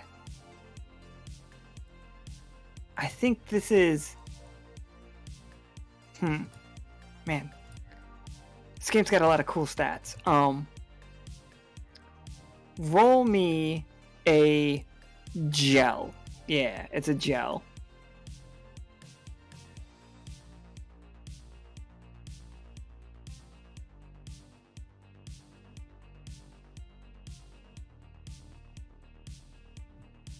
Fucking just killing it though. 3 successes again. Osiria, you get another scene. Like the clock ticks past the 10 mark. Now, so this is big. Osiria, you suddenly remember what else is on this planet, and in the back you see the shadow creature that was here last time as it like comes over the hill and like is like both of the robots turn and just like 1950 style like pew pew pew pew pew pew laser Gatling guns at it, and it's just roaring as it like starts to like charge at them. It's many limbs of just like, and it looks like you're looking into the deepest outer space. Adli, it's insane. I think this is where your star calculations are coming from, because you're seeing a different universe when you look through this. Like every once in a while, like the telescope would like focus on this guy as he spreads himself through space. This is the Forgotten. Like this is an entire culture, like that was combined into one thing and then completely cut off from word trees. It was a big part of last season.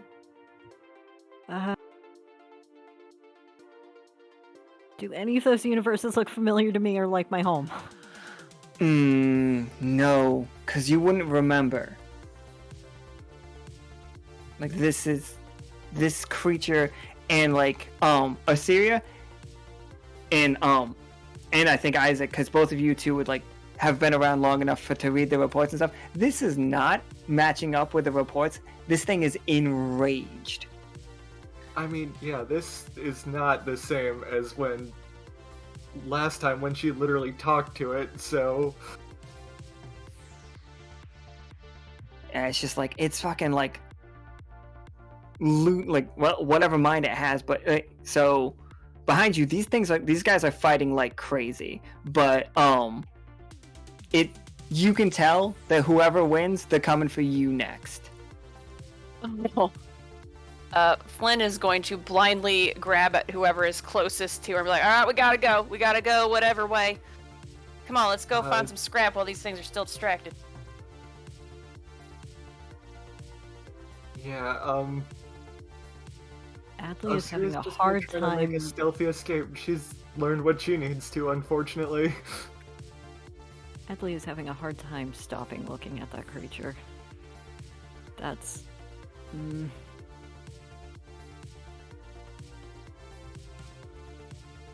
Oh, Osiria, you see that dome in the background. Like, you see it. The place where you talk to the Forgotten, like... Here, I'll show you guys. It's right here.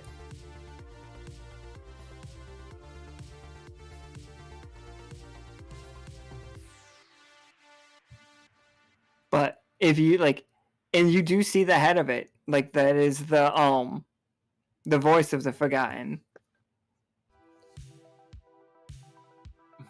Actually...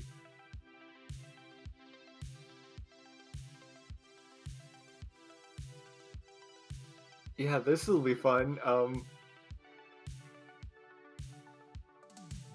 I know the rest of the party probably wants to escape, but I think she's going to try to sneak past the combat and make her way over there. Oh, I don't I think don't we have want to to. sneak at this point. I don't want to escape. I want answers. Adli's here for answers.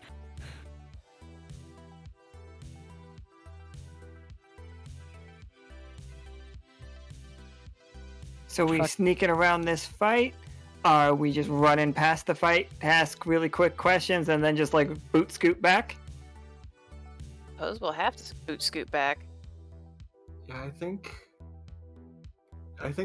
the idea is to try to sneak past while they're like focused on each other. All right. All right, who's least gonna that's lead what- us on a? Oh, go ahead. At least that's what Osiria is gonna do. Whether anyone else follows and how they follow is up to them. Yeah, I will also sneak. I'll set up on my thing that I take a million years to write down. I guess we're sneaking past. Mm-hmm. All right. Everybody, give me this sneak. Everyone. Okay. So sneaky! Oh, what's mine?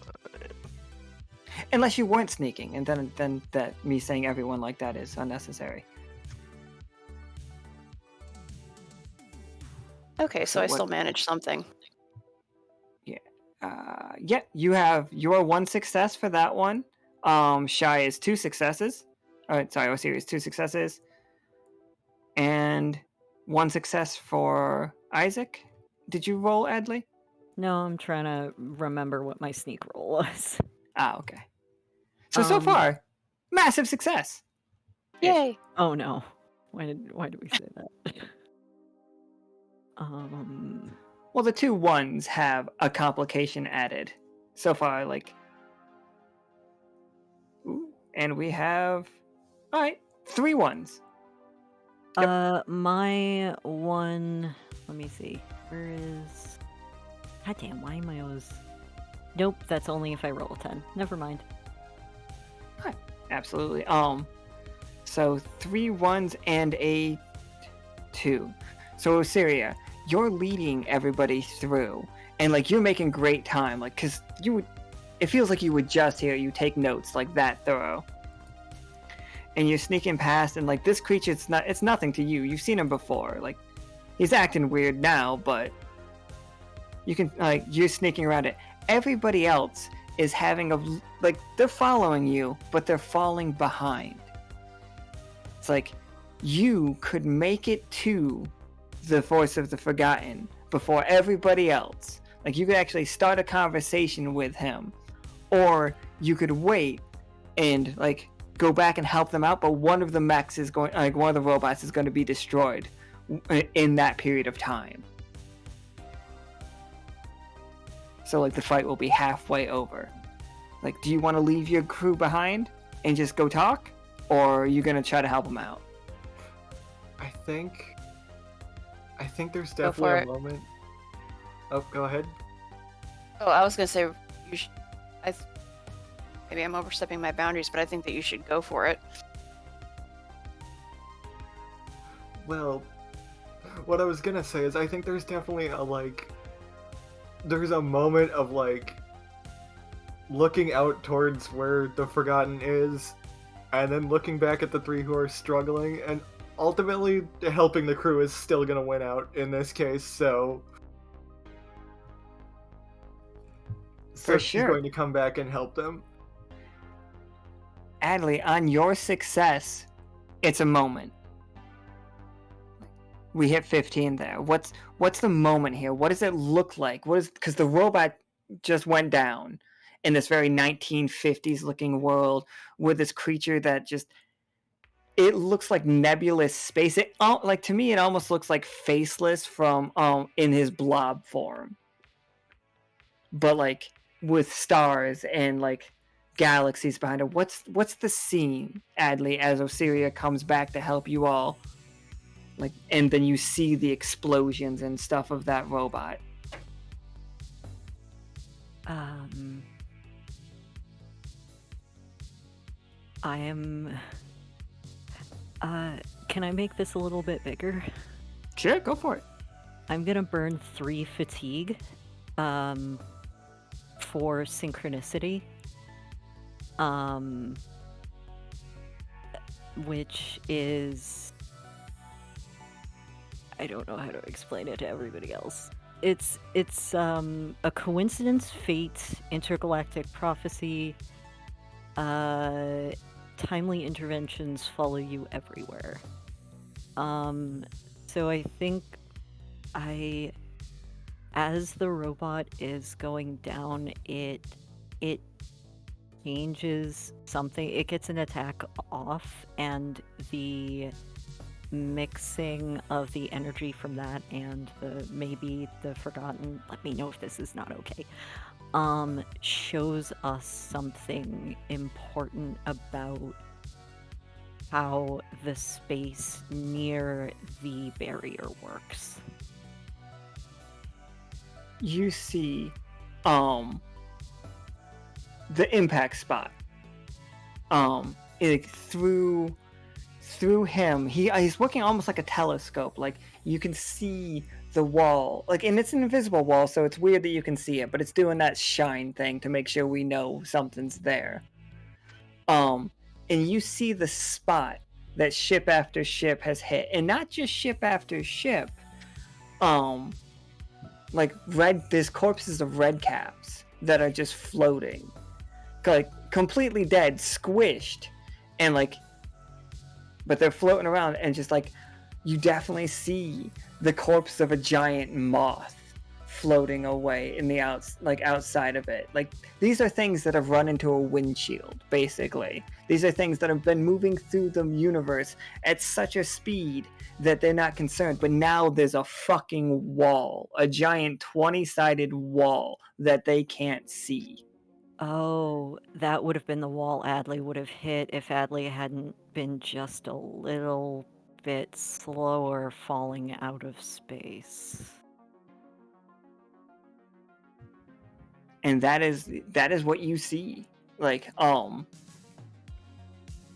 yeah, you can also see a tiny, like, size-wise, like, in the grand scheme of things, probably massive, but in universe, a tiny hole in it.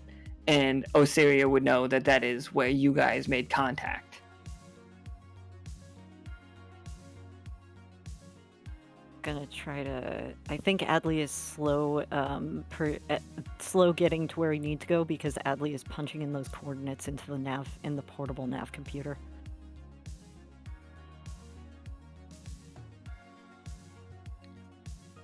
All right, Flynn and yeah, okay.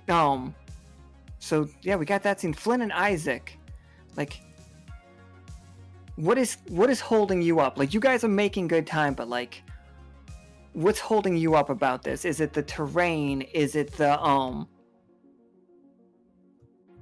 like? I think Is it the fight that's happening?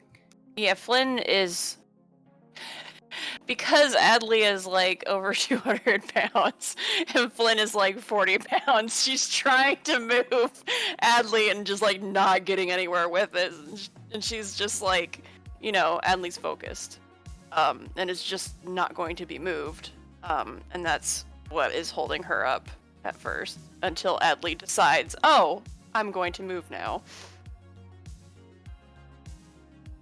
That's basically why she's stuck there. No, I love it. Isaac, you taking notes? What's going on? Isaac just is not comfortable in the suit. That's just... I mean, I'm not comfortable in this thing either. I want to. It's like, it chafes. It fucking chafes, and we had no powder to get in. Like, what? Physical existence sucks. Let me tell you guys. I know I'm old because I use Gold Bond powder. I just, like, let me tell you, life is so much better if you just embrace it. Take baths with Epsom salt. Cover yourself in Gold Bond. It's great. Fucking embrace it. Take it. You'll be so much more comfortable, so much faster. Oh. Sorry. So Isaac is clearly not It's like not powdered up, just like the dance belt. It's like, who designed these suits? And just cuts back to fucking Ceylon and Malone, like making, like stitching the suits up. It's just like, let's make it look like he has a giant package, but fucking like no support. Oh, I would have thought that what they were doing was they worked, like for the trousers, they worked off of a design made for booty shorts, but then just made the legs longer. So then it's like really up there. Oh no. It's just like, it covers everything, but it still gives you a wedgie for no reason. Yeah. That's horribly uncomfortable. Man, we designed the worst suits. And they're just like, what do you mean? That makes my butt look great.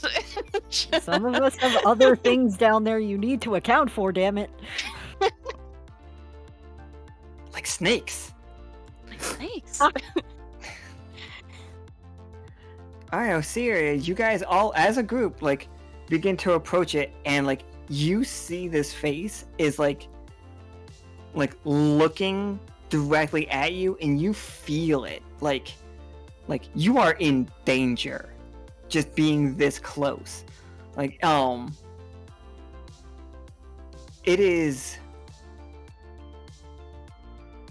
the opposite of how the resonance is in, on the world. There's nothing. It's so still. Like, it feels like when you're close to this thing, any movement is gonna make your head echo forever. But like, I feel like you probably need to talk. So that feeling doesn't line up with the last time we saw this, right? Oh no, the last time it was just like fucking just scary. Like it's some powerful force, but just scary. If you want to talk with him, you're gonna have to make a push. Like, you're gonna have to push through this feeling, because it feels like you're gonna die. Alright. Ooh.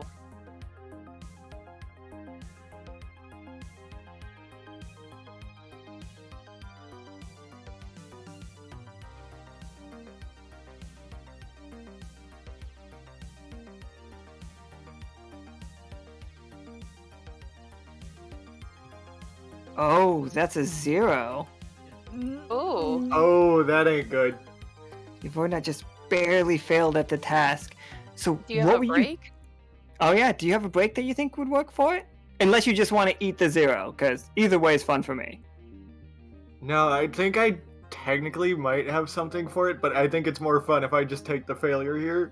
If I can, actually, that triggers a relationship for me, because Osiria is my comrade, and when your comrade was zero or less successes, it triggers.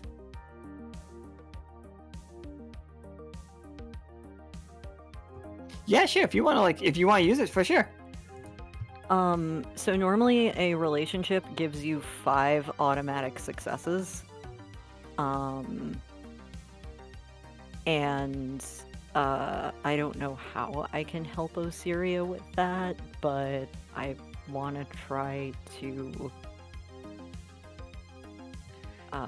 help. There is this is a fun thing to think about, because in this game you want to help Osiria out, but in storyline, do you have the means of doing that? Like, do you know anything about the Forgotten? Are you briefed on this stuff? Just you guys, like, you two can tell me how it works out for sure. Well, Adli listened to Soki, because after we had that game where everybody was trying to find clues, Adli listened to Soki tell the story and has read all of the briefings on this, because Adli's main thing is they have been looking for a way home or for some sign of home. An important thing though, nothing was ever written down about the Forgotten. They explicitly asked us not to, and if I remember correctly, everyone agreed not to do so. But This Soki is true. did. But Soki did So tell it's only what was everybody. like verbally spoken. Yeah, it was all verbally spoken, so it was all in the auditorium, and Adli paid attention to that because that's a big thing for M, because that told M what the crew did and why they are here.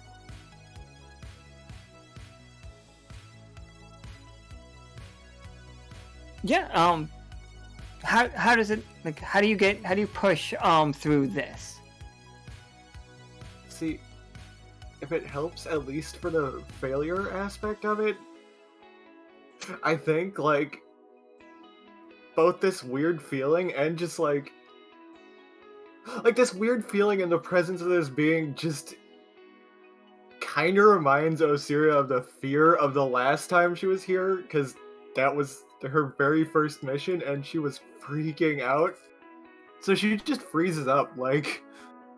If that's the case for the comrade thing, I think what Adli would do is take Osiria's hand, squeeze it, and then let it go and stand in front of her, because we've fought together before several times.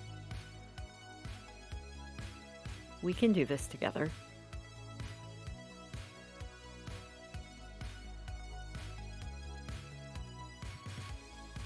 And Right, so you talk. All right, so you get past the talking to it. All right, so the Forgotten, just like does not even open its mouth this time. It's just your own skull vibrating in a way that makes you hear it. It's not like it's not coming from inside of your skull. It is literally shaking your skull in such a way that you all can understand it, and it hurts. And and it's just like you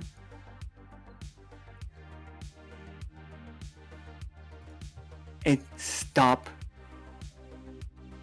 them.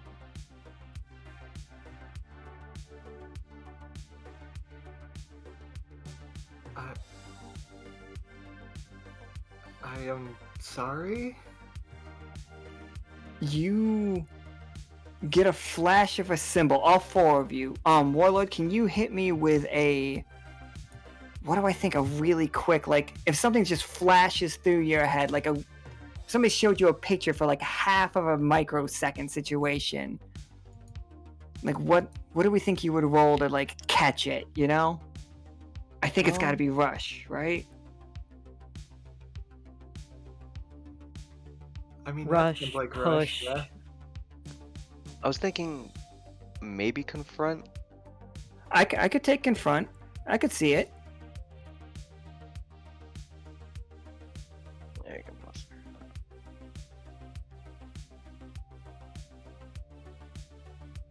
Just gotta love having to type it all up.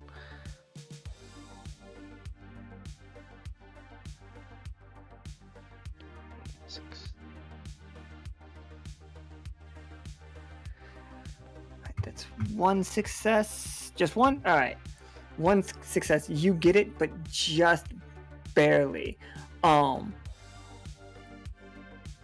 think the reason it's just barely is because it's probably like, because of Isaac's Beerman's abilities, it's kind of like enhanced, so it's extremely painful for him for a quick second. Okay, absolutely. Yeah. The thing you all see, and Isaac is the one that is able to like identify it really quick, is the alchemist symbol. The symbol we've seen a couple of times before, and like of a like a leather working awl and a hammer.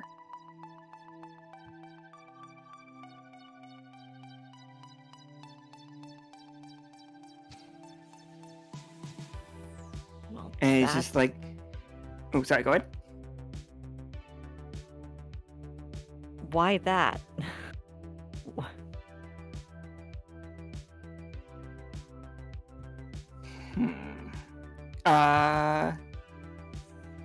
What you gonna roll to try to convince, like, to try to get this thing to talk to you? So far, it's only looked at Osiria. or they've only looked at Osiria, but by they I literally mean the plural of everybody from this one place.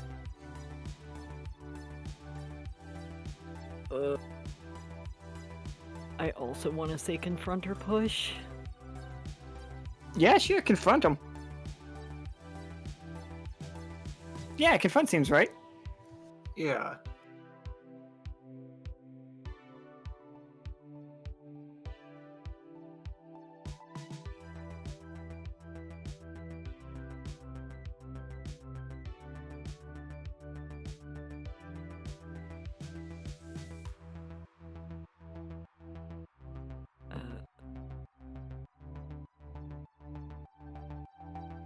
Let's hope that worked. Yeah, you got Oh. 2 successes. Cool, cool. Also, do I have a passage there? No, I don't. I have a break. Never mind. So, the Forgotten turns to Adli and like stares directly at Adli. And you feel it, like it's shaking in your skull. Everybody's feeling it, but like you feel it the worst right now. And it just says repetition, repetition, repetition, repetition, repetition.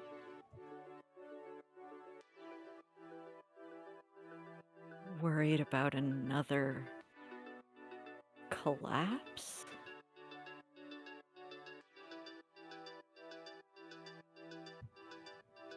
And at this point, all it is doing is repeating repetition, and then you hear a massive explosion behind you. The other robot has fallen. Oh no. Well, time's up. I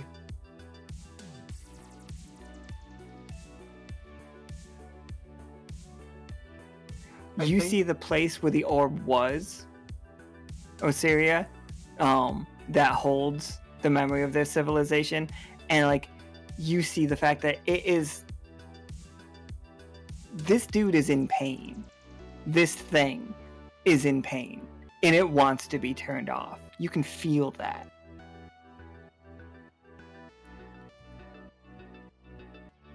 And I assume that getting there is going to mean getting past the monster again.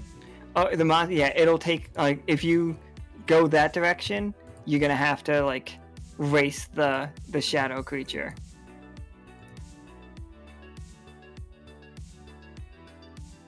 To be fair, like just so everybody remembers, the Forgotten like wanted you all to take the orb because it wanted to be done. It didn't want to be the memory anymore. It wanted to die, and it thought it did.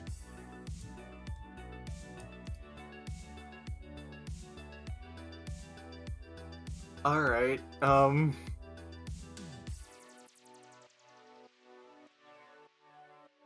so if it's like trying to beat the shadow monster to that orb, Oh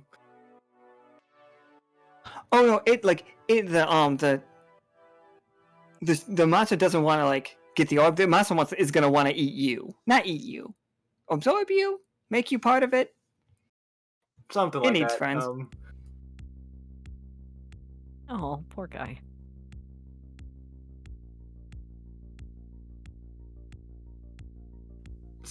Like, I feel like if I want to do that, it's probably going to be a rush.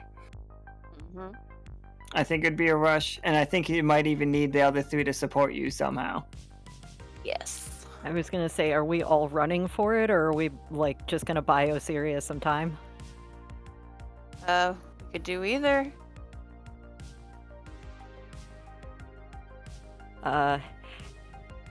Okay. I'll buy I could Osiria support like a some time. mofo. Yeah. We've done this before in several battles. I'll buy you some time, Osiria. Please do. I will try to be quick. All right. How are you 3? So, you 3 make the support rolls. Tell me what you do and make those rolls, and then Osiria makes the run for it. Or do we want Osiria to make the run for it and then you tell us how you guys got her there? We can try. I would say we would do the figure out how we want to distract it first, and then she.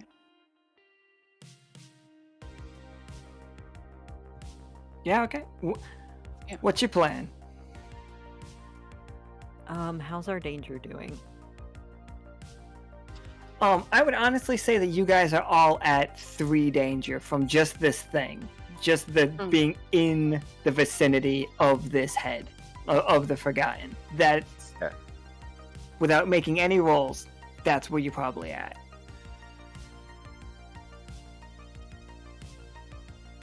But you managed to fix the engine time thing without experiencing any danger, so good job on that one. Yay! I should have Smacking added things 3. worked. I should have added 3 danger for that, but yeah. I'm just gonna storm. I think this is just a storm. For Adli. And siege mesh reduces my danger by 1 at the start of combat. Okay, this is a heavy. He's a heavy. Yep. Okay, just I have an armored sleeve and I have siege mesh, and I am going to try to. This is a bad idea, but I'm gonna do it anyway. I want to try to grab onto one of his arms and pull him back. Oh. all right. Oh, Yeah, no. give me that roll. Let's see how that looks. Probably bad, but here we go. That.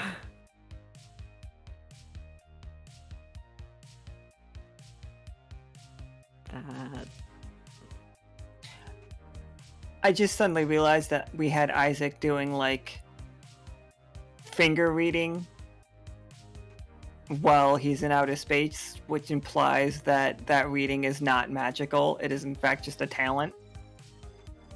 That's true. All right, so that's a 2.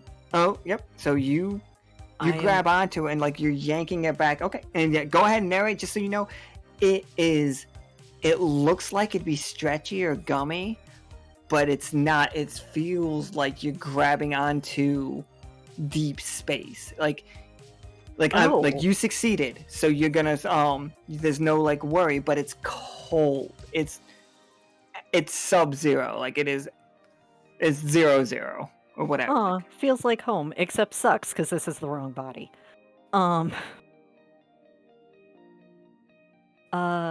I'm going to, in order for an additional 3 successes, I'm going to tag energy projection onto that roll. Spending 3 more fatigue, and I'm going to, you emit light and you can create, you can project energy to power engines or to create impassable fields. In this case, what I think it is it's just Adli, I guess it's physiological, so it's only Adli's core starts spinning faster and creating more gravity, so grabbing it and pulling it back is easier because that's how stars affect the space around them, is they create gravity by their own cores. Yeah, for sure. So yeah, with that, Flynn and Isaac, like, Adli has it under control, and you see Osiria like dashing in for the panel.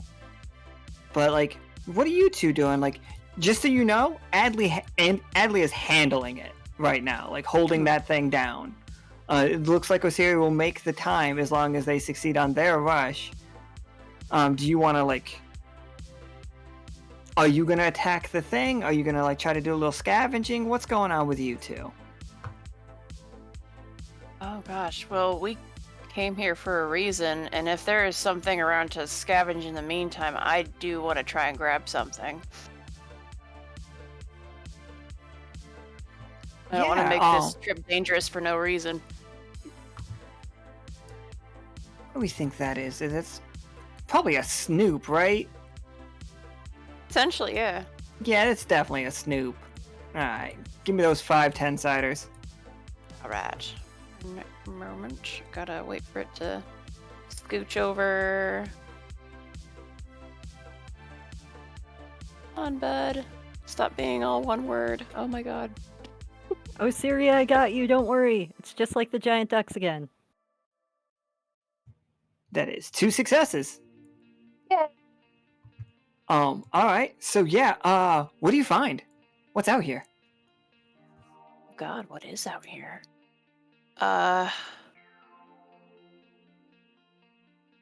So there's a lot of strange things out here. This floating head that pulses painful things into your skull when it talks to you. Osiria is running after an orb. There's the big, kind of like strange face blob guy. But I Yeah, he's a think weird dude. there were, I think that there were some dispatched robots that we were meant to sneak past in the first place. Would I be able to get at those, or are those kind of far away? Absolutely, you'll be able to get at those. What do you find in them? Like, what's there? It's like, actually, Flynn, Gosh. let me. Alright, so you've been spending a little bit of time in Hammerpaw lately. You used to seeing the kind of technology that they've been having. Like, and this is like some of that technology, but despite just being destroyed by that shadow creature, it is in tip-top shape. Like, you've seen these parts, but like now you are seeing it before it gets rusted, before it gets corroded. Well, it's still usable. What parts of these robots are you most interested in surviving the being destroyed? All of... Gosh. I think, there's definitely something that was wrong with them standing upright. But I really want to get at those tracking mechanisms. Because I think that those could be really useful if we could somehow repurpose those to be able to track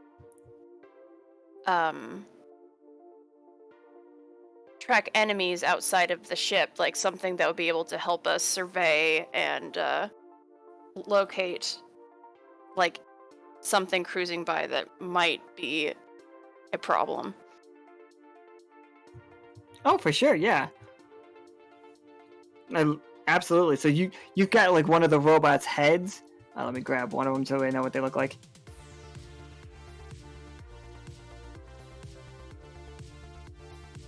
Which is attaching this head right to the top of the ship. Yeah, he'll be like a little bit of an R2D2. Ah, that'd be awesome. Alright, Isaac, what are you doing? Like, you are seeing... Like, you just see Flynn, like, tackle one of these robots that are down and just, like, rip its head off. Or just, not, like, you know, but, like, with tools. And I'm wrestling a giant monster. You're wrestling a giant monster. Well, my initial thought was to help Osiria and by extension Adli by fighting the thing using suppress.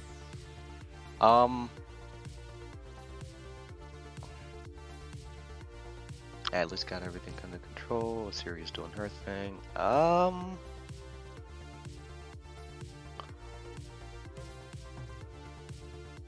not really sure. So there's some buildings around. There's definitely like some like this used to be like the sacred place where they held all their knowledge. Like, was this place. Like, there might be some information to read. Do you see some technology in the area? Actually, we know nothing's written. We know that. That's like, it was only recorded and that's been destroyed at this point.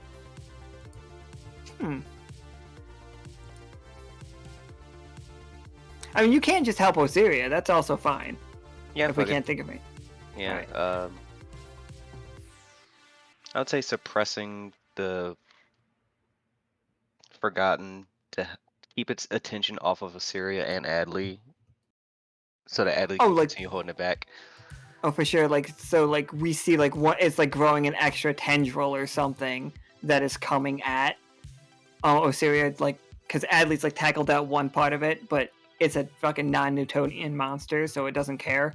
Yeah. Yeah, that's exactly why I was like, I'm just gonna use my nuclear ability as opposed to the like just the strength one. Yeah, it's just got like one like spindly one coming out. So go ahead and roll suppress. This is you like, of course, this is you sniping it.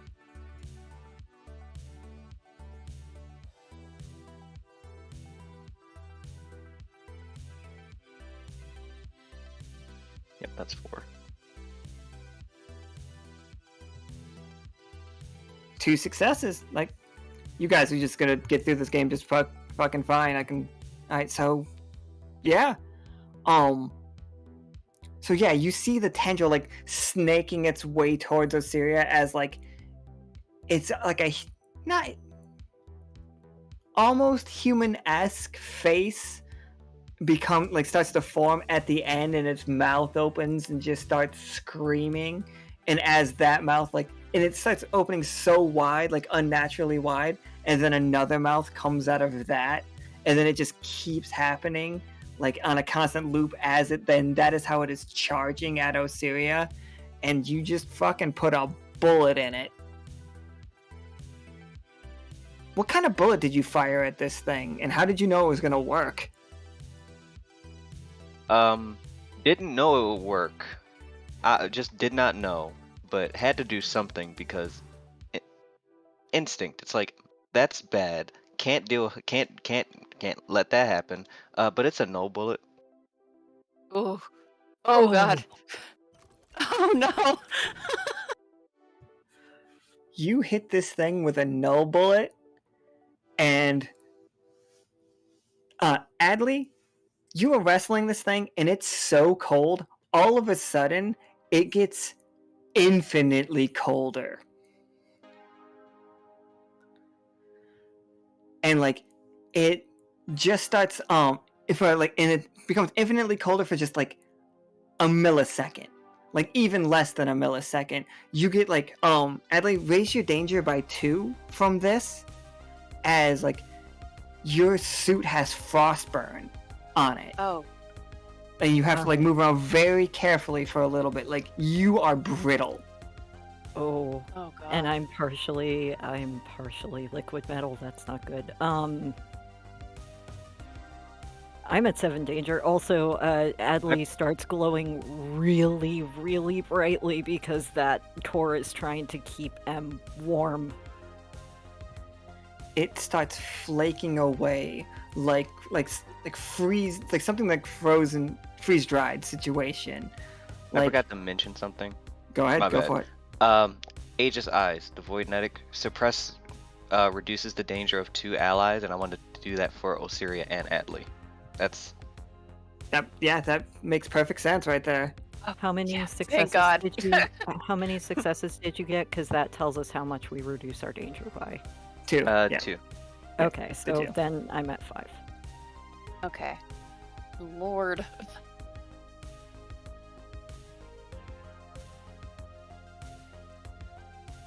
Yeah, so Osiria, you don't even like you turn around and you see that thing. It's very I don't want to say it's doing the Avengers Endgame thing, turning to dust and floating away. It doesn't even. It suddenly falls to the ground like in a massive pile. Have you guys ever seen like when they shave magnets and they move them around with those like Oh with yeah. other magnets, like Yeah. the Wild Woolly or Woolly Willy, that kind of thing? Mhm. It's that, but billions and billions of shards of like infinitely cold. Like anything if you do not touch this, you can see the ground is starting to spread out like frost across the ground in the area, like infinitely cold shards of absolute nothing. Like nothing. Like you can't even think about this. It's like you shot the shade of a forgotten race with a thing that removes all magic. Yikes.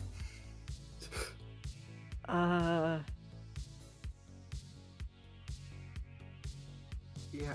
Don't touch it, but do we have collection units?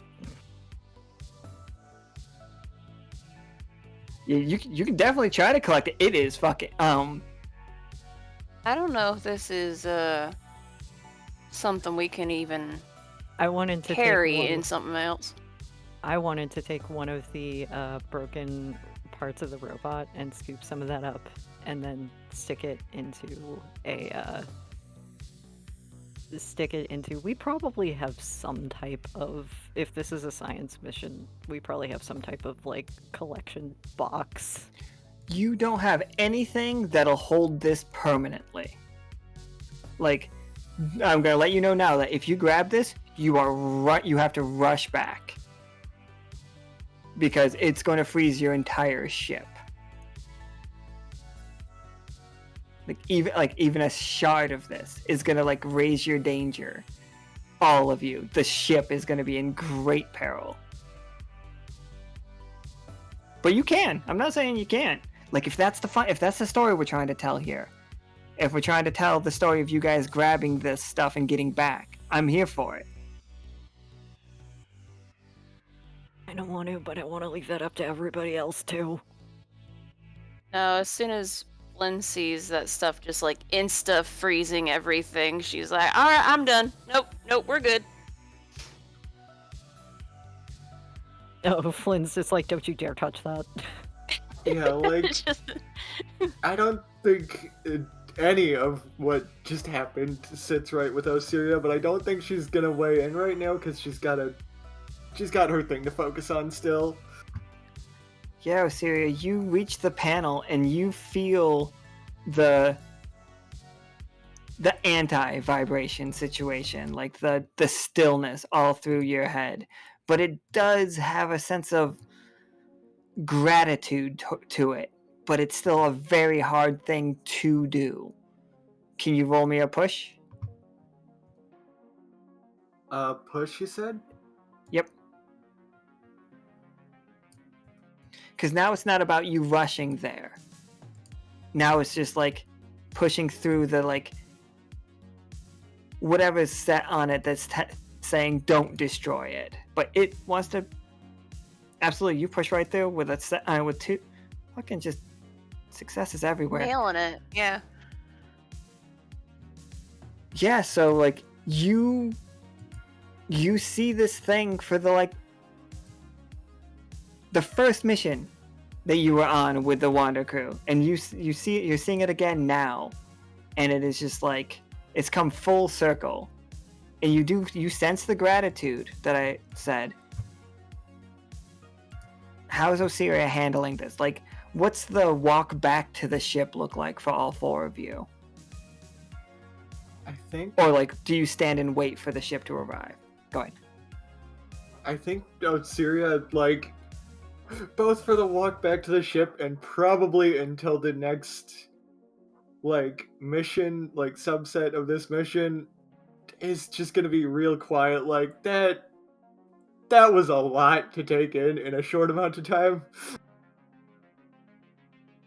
Flynn's gonna be carrying back the robot. Oh, sorry. Oh no, I was just gonna say, like, yeah, she probably did the right thing here, but it didn't feel good by any stretch.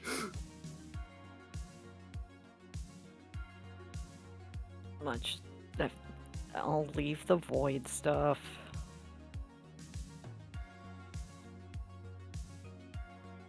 Besides, comforting Osiria is more important than the void.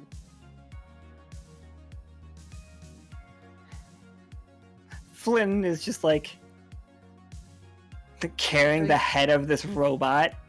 Like it's a jack-o'-lantern. She's like so proud. Yeah, Isaac's just like, check it out, I just wiped out an entire culture with one bullet.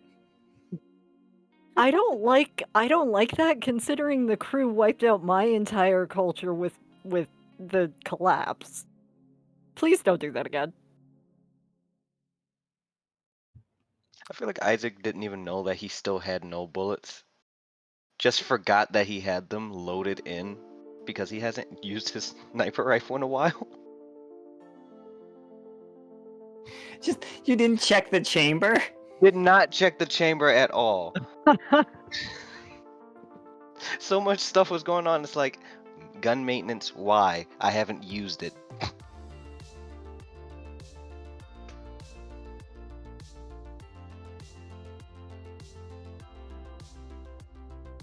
All right, so yeah, so like how is everybody like holding up? Like, did you guys get back on the ship and pilot's just like, how'd it go? It feels really cold. I've got to move these things. We are back around to 4 again, in case you're wondering where we sit on the markings. Okay. But you guys were just narrating the powerful scenes anyway, so I was like, oh, cool, so fucking go.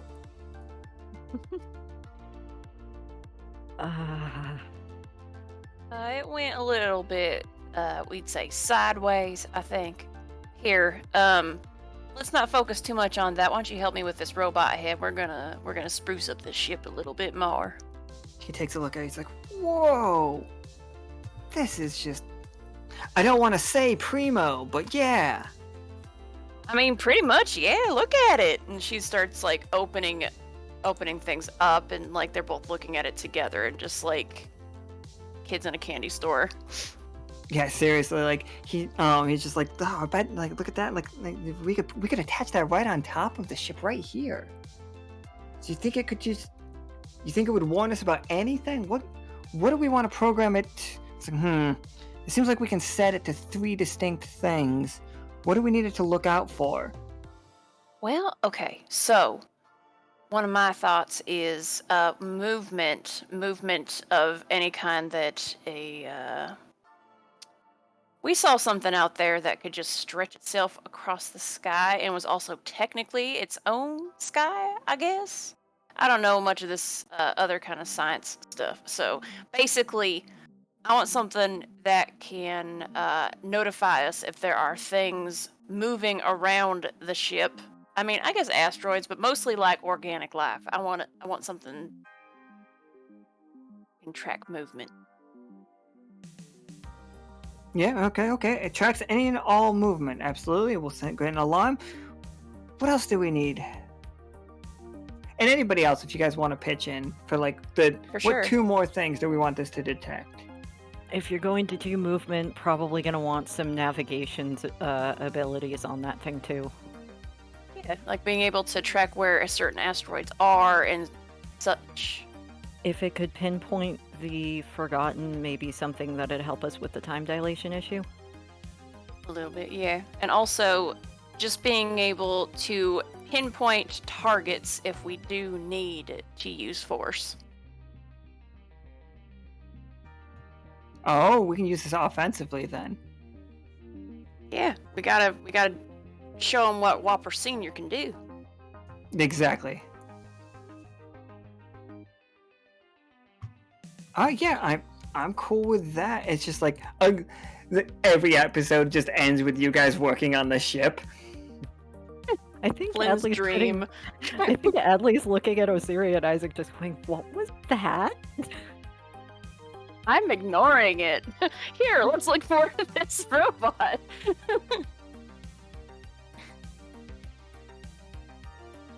Today's trauma was brought to you by Season 2. I feel like Isaac shuffles back to his room because he still has a headache and his nose bled a little bit after the overload of his Bureaumancer abilities. Yeah, no, I kind of imagine once we got back on the ship, Osiria went to her room and it was just straight face down in bed. Slamming the door on your way past. Okay, I guess we're not gonna talk about this.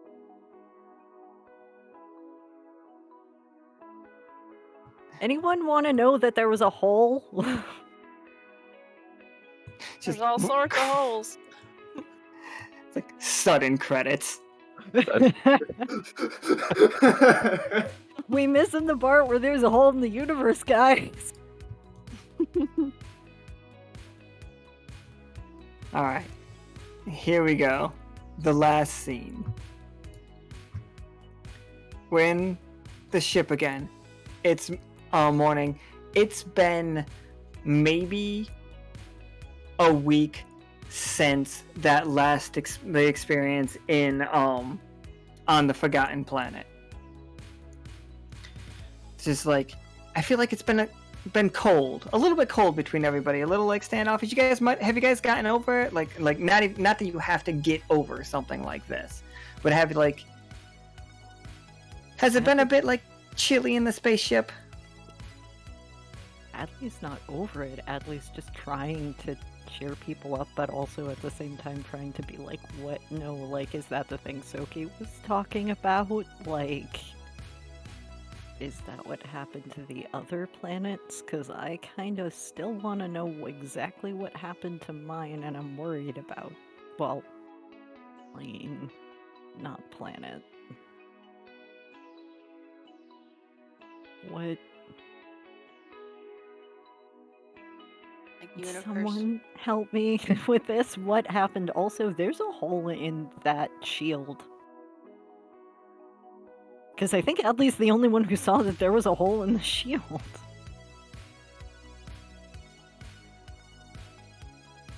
Well, what do you do about a big, world-sized shield that's got a hole in it? That's much bigger than a world.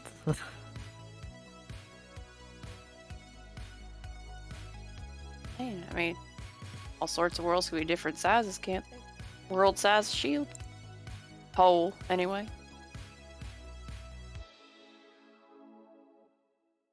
Pilot's just like, we're coming up on it. Here we are.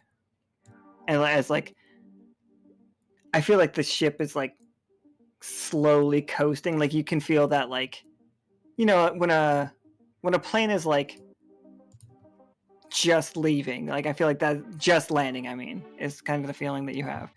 And here it is. This is the wormhole that leads out there. Oh, wow. Like it's still like it is not a single hole situation. Like it looks like a hole, but there is still, like, if you crashed into it, your ship would be destroyed. That's usually how those things work.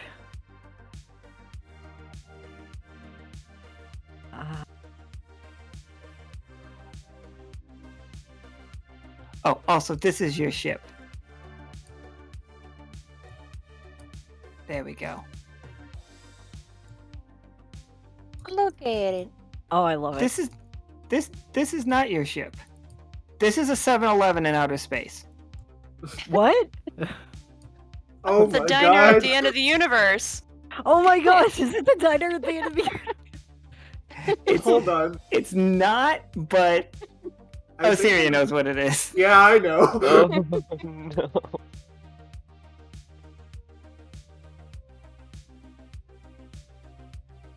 It looked. I mean, you guys, as you scan it. Oh no, you know what? Who wants to scan it? Who's scanning it? I'll fucking do it. All right, what are you gonna make for a roll? Is it? This has got to be just. Oop, this has got to be Snoop again, right? Is there anything else that? It's always Snoop for that, I think. Which is just Yeah. search or like. Go ahead. I like Snoop. Snoop's good. It's the thing. It's the thing Flynn's really good at. All right, Isaac, Knowing you hit me with things. that Snoop check. Oh. Yes, Snoop it.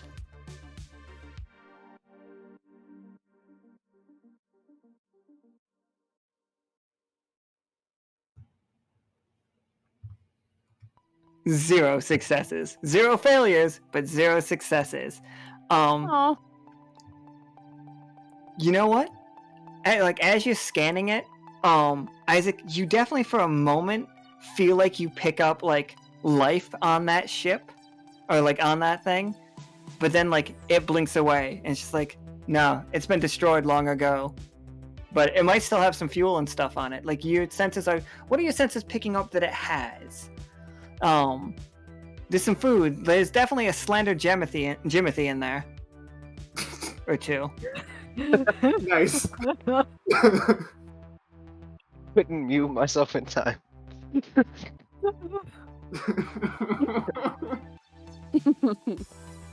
Ooh. Like it's Isn't- it's No yeah. life, You're but go ahead. like there's food. It seems Yeah, like what do there's you- supplies. What are there your might- new scanners telling you is out in there? It's like there's food, meaning there's potentially other supplies besides just food in there, and some really weird energy readings. Can't really be explained. Not sure what to make of it. That sounds fun.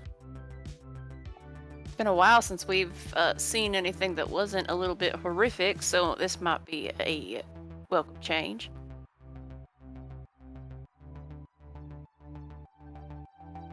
Good old slender Jimothys.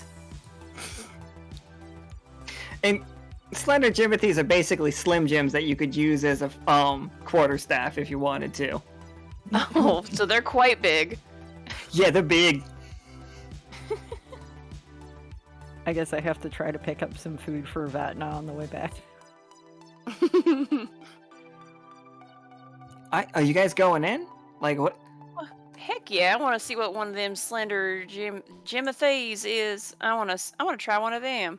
I want to get close enough, or I want to get as close as I can to that thing because I want to try to research it. Oh, for sure. We're doing that. Let me just. Here we go. I don't even need to make a new map. I can just do this. It's fucking huge. Nice. Oh my god. Beautiful. Heck yeah. And I'm Got all the just gonna space park behind this. it and everything. That's production value, is what it is. Fucking production value. This is amazing. How cute. Gosh, I wonder how much their fuel prices are here. Is there anybody around? Let's go explore. Yeah, what's exploring this place look like? I think Pilot is gonna listen to Flynn and be like, yeah, how do these do? And you see him playing with one of the gas things. He's like, it seems like some kind of fuel. And he's just like, I'm gonna start gathering as much of this as I can. Okay, Okay. let's see about that, and then maybe see what kind of payment they take if anybody's around to even bother taking the payment. I'm They look like their lights are on this, but I couldn't get them to be lights off, no matter how destroyed I told it to make it. But it's all completely wrecked. A lot of the glass is ruined. You can see holes from meteorites and stuff, and you also see that. Flynn, you definitely pick up on this place has been repaired time and time again. It looks like this place has been burnt down, then rebuilt, and the front panel is the only one. The front panel of glass is the only one that's not broken, and it looks like somebody it's a different kind of glass. That one is bulletproof glass. Ooh. As if Yeah. somebody really kept fucking this place up. Could have been anybody. Well, so looks like that might be the front end over there, potentially. Yeah, you guys can go in. Adli, if you want to get you can get to the edge of this place, but the gravity does. You do feel your hair starts floating up as it goes towards anything light on you is being pulled towards it. You have to anchor yourself, basically got a rappel wire situation if you don't want to get dragged into this. But you can study it. This is as close as I would say is safe without raising your danger any higher about this.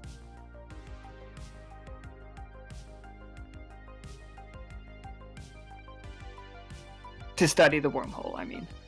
So to everybody else, Adli grabs, I don't know, a Snickers bar and then wanders off. Isaac's seen Legally that happen distinct before. Snickers bar. Legally distinct. legally- It's a Slickers It's a Knickers bar. I don't like saying Knickers knickers. I bar. meant like underwear.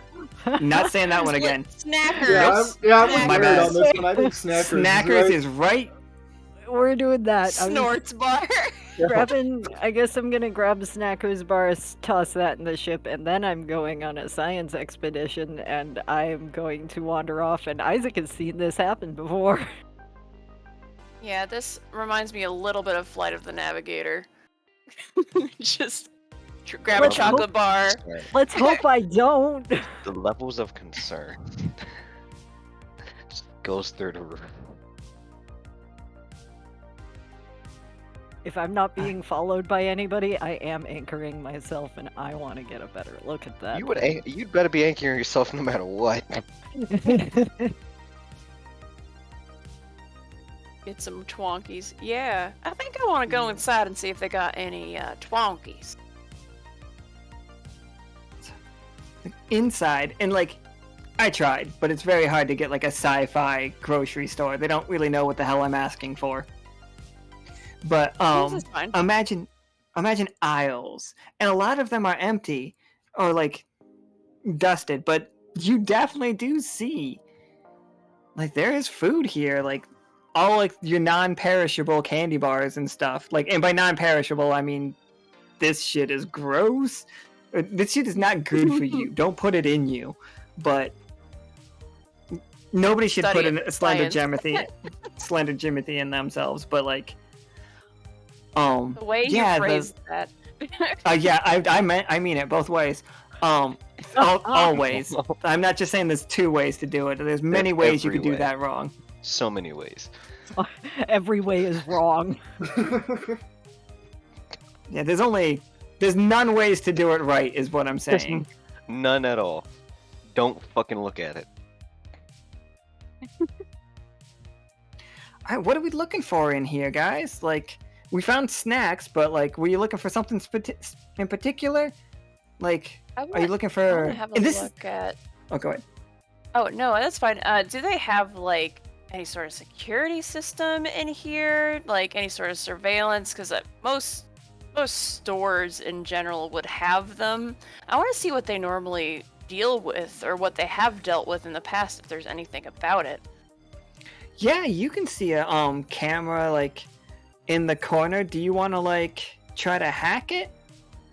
Oh yeah. Everything's powered down. Like everything's just on like emergency lights in here right now. But you could give it a little like energy. Your fucking ship's powered by chaos. Okay. What would that role be? Because I have a passage in its systems infiltrator. I don't think that would quite fit, would it? No, it definitely would fit. Okay. I just don't know which of.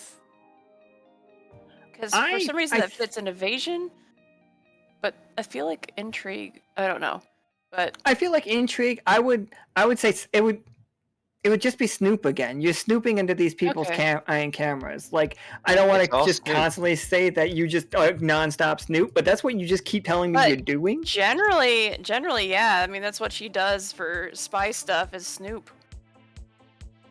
Okay. Now you're just doing Snoop and engineering. Yeah. See if I get anywhere All with right, that. 2 successes, 1. All right, so it's 1 success. So something happens, Okay. but you get a complication. So you are like looking through the footage, and mostly you do see a here, hold on. Yeah, here he is, right here. You see this guy working behind the counter. He's been working here, like, and you're just basically watching years of it on fast forward. Mm-hmm. And like, it's mostly this dude just behind the counter. Every once in a while, like, he has a little bit of a troublesome customer. One time you see like the front of the store burst into flames that had absolutely nothing to do with the Wander crew. It just kind of happens. Oh, let me put him on the screen for everybody else. And then like, you see one time some very familiar people like land an airship outside, and then you see Clem come into this store with Valentina, and like Valentina's like everybody just starts pulling guns. Valentina shoots him. Clem reaches behind and grabs his shotgun, and then they all just leave. And then there's months of recuperating. He like gets his store better. You see the front the panel and the front window get fixed. Everything, like, everybody's good. And then you see just Blueberries like hop out of the airship that Vatna's currently driving, and they blow the place up. They just blow it to pieces. And then you see there's a huge gap in time that like the camera has does not work, and then it turns back on, and the octopus guy is much older now, and like he's walking with a cane, and like you see him like working his back, like, oh, this dude's had a rough life. He's scarred up. He's like fixing all the windows and he's polishing it. And then like he's behind the counter, and you see like somebody walk in, and he says hi to him. And there's like a little like light small talk, and then you see what look like roots come through the floor, and like you guys can look at the floor and see like the fissures that these roots left. And then this whole place gets pulled. It looks like the inside of this place is moving at a ridiculous speed. The woman is smashed up against the roof of the building, and like you look up and you can see her stain, like the outline of the like, and like her blood stain up there. If Flynn could go pale, she would. And then like you see the guy behind the counter, like the whole time he hit some buttons and got pulled into this room over here. And the camera is nothing until you see you four come in. Adli go grab a snack, and then like that is where you are. Like the last thing you see is you pulling the camera down. I think I think something very bad. A lot of very bad things happened here, but something very bad happened at the end. I'm not too sure about when that was. She looks up at a very old blood stain, and then to the other two if they are anywhere nearby and actually listening, or if not, if they're distracted. But here's the complication. I mean, because only one success. Flynn does not see the octopus man approaching behind her. Isaac and Osiria, right behind Flynn, is this he's not undead. He's been like surviving in that room on like the supplies that he had packed in there. And he has like a crowbar in one hand and like a new sawed-off shotgun in his other hand. It's nowhere near as nice. It doesn't have like the tentacle things that the other one did, because the other one literally shoots slugs, I think. And he's just like, you motherfuckers. And like he is swinging the crowbar at Flynn's head. You guys can do whatever you want now, but real quick, Flynn fluffs up like twice as big. Her fur just Sorry, you can go and do what you're gonna say now. Absolutely. Adli, what's it like outside? Like, one second. You're in space! There we go. It's like home, except I hate this suit. You said if I got any closer, I would be raising my danger, right? Oh, yeah. I'm raising my danger. I want to get closer to that thing. I want to see if I can figure out... we're gonna try to do some mental physics here. Sure. Yeah, Mental BS physics. Yeah, your danger goes up to 10 as, like, it is, like, you like, this is what's so dangerous. wherever you anchored the rope that you were on, like you see that asphalt is being picked up. Like it's like kind of coming loose, you know, like a mountain climbing like pin coming out of the wall. Like it's like you can stop yourself from going taut by just like stepping back a little bit, but you can't get what you're looking for. You can't get that feeling unless you do reach out just that extra step. Yes. Adli's taking that one extra step just to try to get...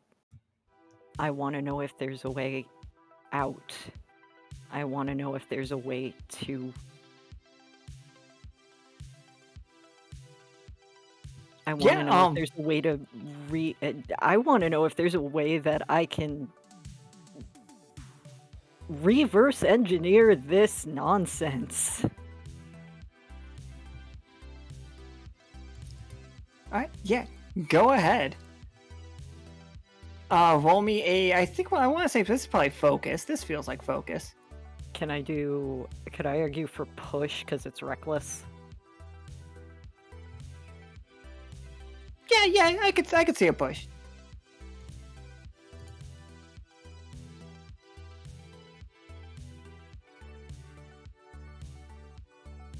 And if I'm throwing a talent on top of this, do you want me to tell you now or just wait until I roll?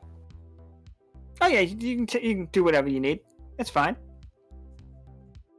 I don't think you're metagaming. And even if you were, have fun, I don't care. We're playing this drastically differently than what I did before, so... I figured it didn't matter as long as it was narratively made sense. That's all I need. So I have a passage... One success. So I have a passage, so that 10 counts as 2. Alright, 2 successes. Because my passage is literally physicist. And I am going to throw super strength on top of this, because being in 10 danger lowers my fatigue, so I have enough to throw super strength onto this so that I can literally just dig my hands into a more stable part. Or dig one of my hands into a more stable part of this area and lean out.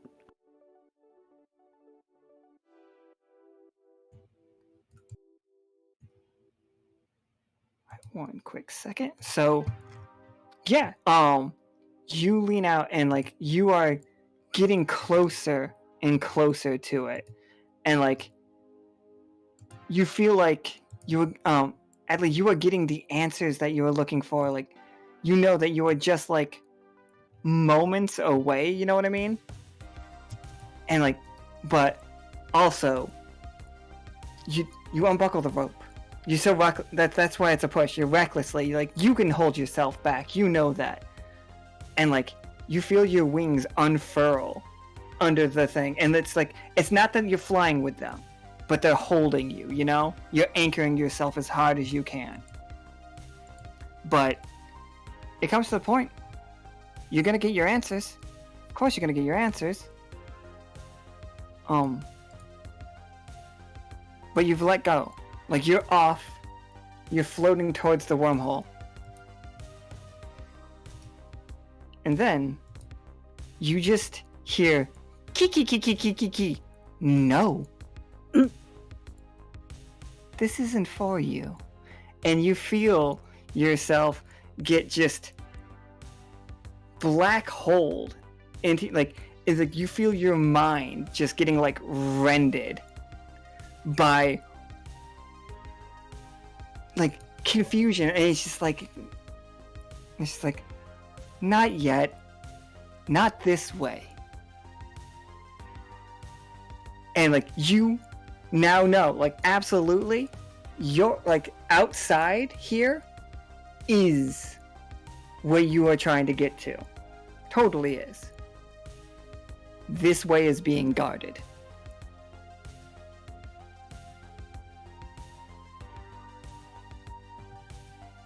And like, you get flung back into the gas station. Like, hard. Like you feel yourself crater the asphalt as like it's like nice and crumbly, but like also 200-pound little creature smashes into it, and Pilot jumps to the side as like you were just like rolling past him. Pilot comes and runs and like jumps and like reaches out and grabs you before you fall off the other end of it into like the opposite side of space. Oh.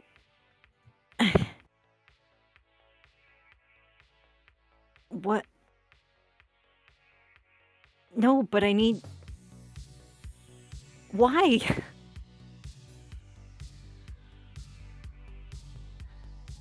And like Pilot's just like, I don't know why. I'm very small. Please help yourself up. Oh god. Also, I'm at 10 danger. Adli drags himself back up. Yeah. What's the role to drag yourself back up? Because yeah, like Pilot's not. This is not his forte. He's just a little guy. Just a little guy. I'm assuming everybody heard that. Oh yeah, it's like probably shook the ground outside. Yeah, I'm assuming so. Oh yeah, let's like while Pilot's still trying to drag you up, Adli, the crowbar is coming down at the back of Flynn's head as like Isaac, you are being pointed at with a double barrel sawed-off shotgun. So, I have something I can maybe do here. Can I use deny to basically rush in and push Flynn out of the way? Like, yeah, like I love that. I love that. Just know that if you only have one success, you're taking this hit. Oh, if you have zero successes, you're both fucking eating it. Or no, actually, if you, yeah. Go ahead.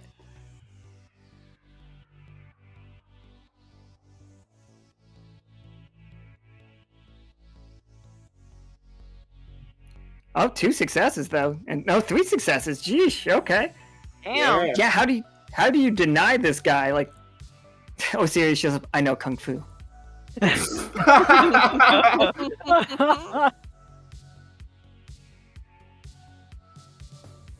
No, like the way I imagine it, it's basically just rushing in, like pushing Flynn to safety, and then just rolling out of the way at the exact last second. Like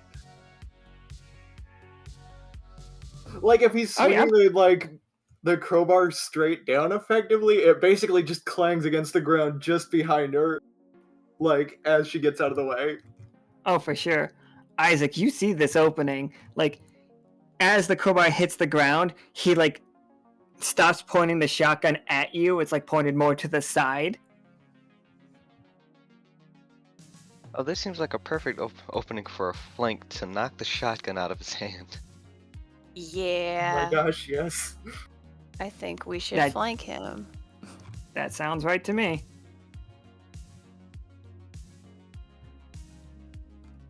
The fact that flank is just a roll in this game is fun. Also a completely useless Magic the Gathering mechanic. That is 0 successes. Quick thing. Go for Can I it. use a talent, either Killer Instincts or Heightened Senses, to get 3? That is 0 successes, but 1 is a botch, which means 1's a 1. That means it takes. Oh shit, 1 is a 1. I didn't even see that one. I didn't see it either. Oh yeah, there it is. It was that last one. All right, yeah. Oh, okay. So yeah, that's -1. You can use your talent, but if you do, you're doing it at 4, not 3. That's fine. Like 4 danger? 4 fatigue. So you add. Oh, okay. I gotcha. Yeah. So when you roll a botch, you can turn a negative into a positive success. So this would be +1 or 2. I forget how much. I think it's 2. Oh yeah. All right. If that's 2 for you, this becomes a big scene. This is number 15 again. We've gone around a bunch. That also usually means that you suffer a setback if you're turning a negative positive. The character, not everyone. feel like knocking it out of his hand, he gets a shot off and it grazes me. Like, it is Sure. it's a bad wound. Absolutely, and just like you get the shotgun out of his hand, but like he hits you, and then you like hit the wall and like leave that like blood smear situation, and then like he just recklessly swings the crowbar for the like he's just swinging as hard as he can. Osiria's just like in the line of it, but Flynn, how do you stop Osiria from getting like hit? So what happens, because that actually triggered the relationship with Osiria when she saved her. She has a crush on her, so... I mean, who doesn't? I am respectfully Mechanically, going to I plead have- the fifth. Mechanically, I have a crush on her. So... She reduced my danger by 3 by doing 3 successes on her deny. So when she rolls, like when she knocks her out of the way and rolls out of the way with her, Flynn is stunned for a second, and she just looks at her and she just goes, "Golly, your eyes sure are like starlight." And she's just like, wait a minute, and she gets up. Or she tries to get up, and she tries to act like she'd said nothing at all, and oh god, I forgot what I was going with that because I was trying to incorporate all that stuff. Anyway.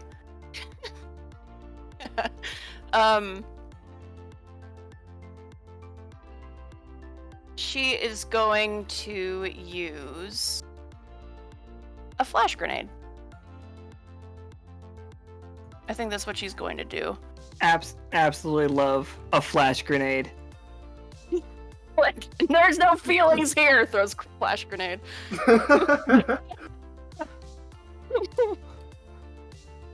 I'm a big boy. Flash grenade. Oh my god. So I'll go ahead and I'll throw a flash grenade in. So that Yeah, would be- what? That is gotta be push though, right? No, What? No, it could be flank. It could be flank or push. Either one of those two, because Or like rush. or Yeah? rush. Yeah, my flank, Or my confront. rush, all the No, yeah, or you confront. confront. Yeah. All of those are 3s, I believe. Yeah, I have all those are 3, so it does whatever roll it is, it's those rolls. Okay, so roll.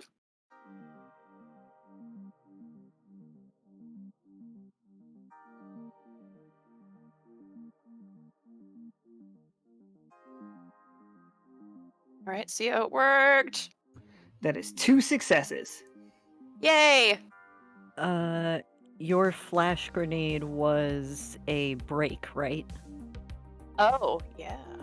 So the break No, of yes. so a break allows you to turn a botch into a success. You have a 1, which means technically that's 3 successes. No, 4, because Alright. you have a 7. You have a 7, a 6, a 9, and if you turn that 1 into a success, you have 4.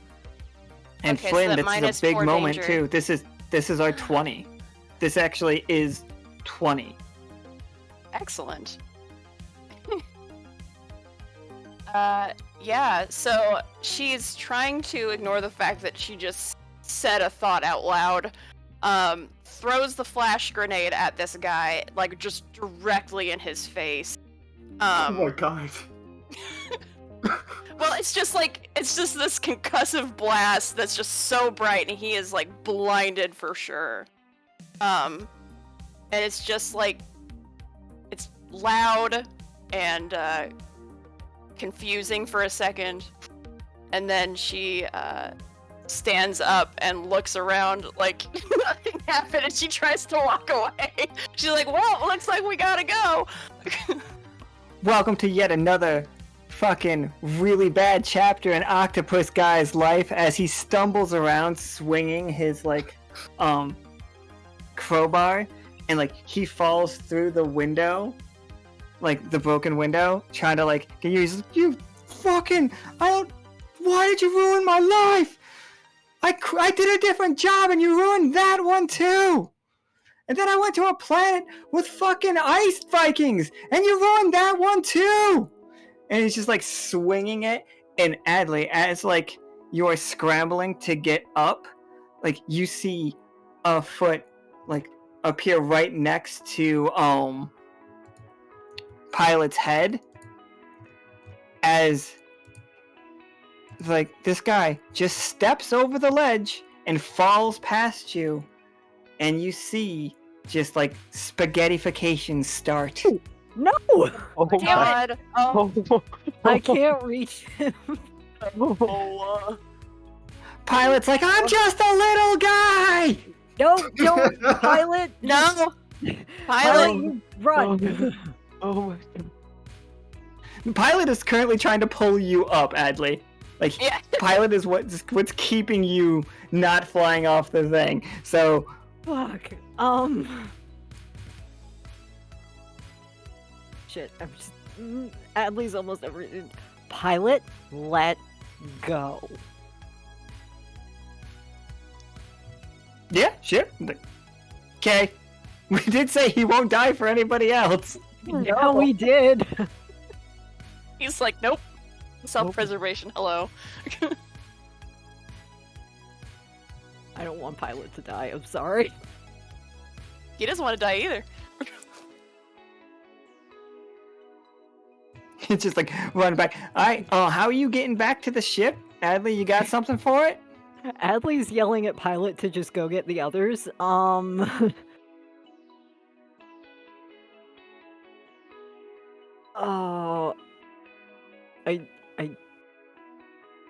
I do. My danger's at 10 again, which means I can reduce my fatigue again, but also this would mean starting the round at 10 danger.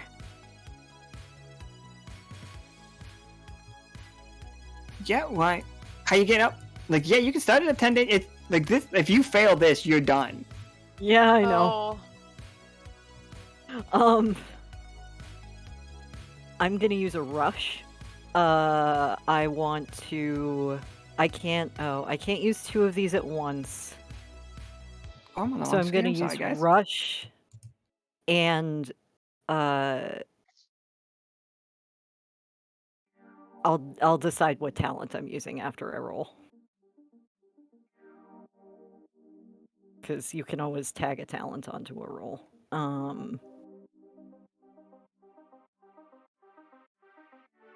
Oh no, wait. That's not. Where is it?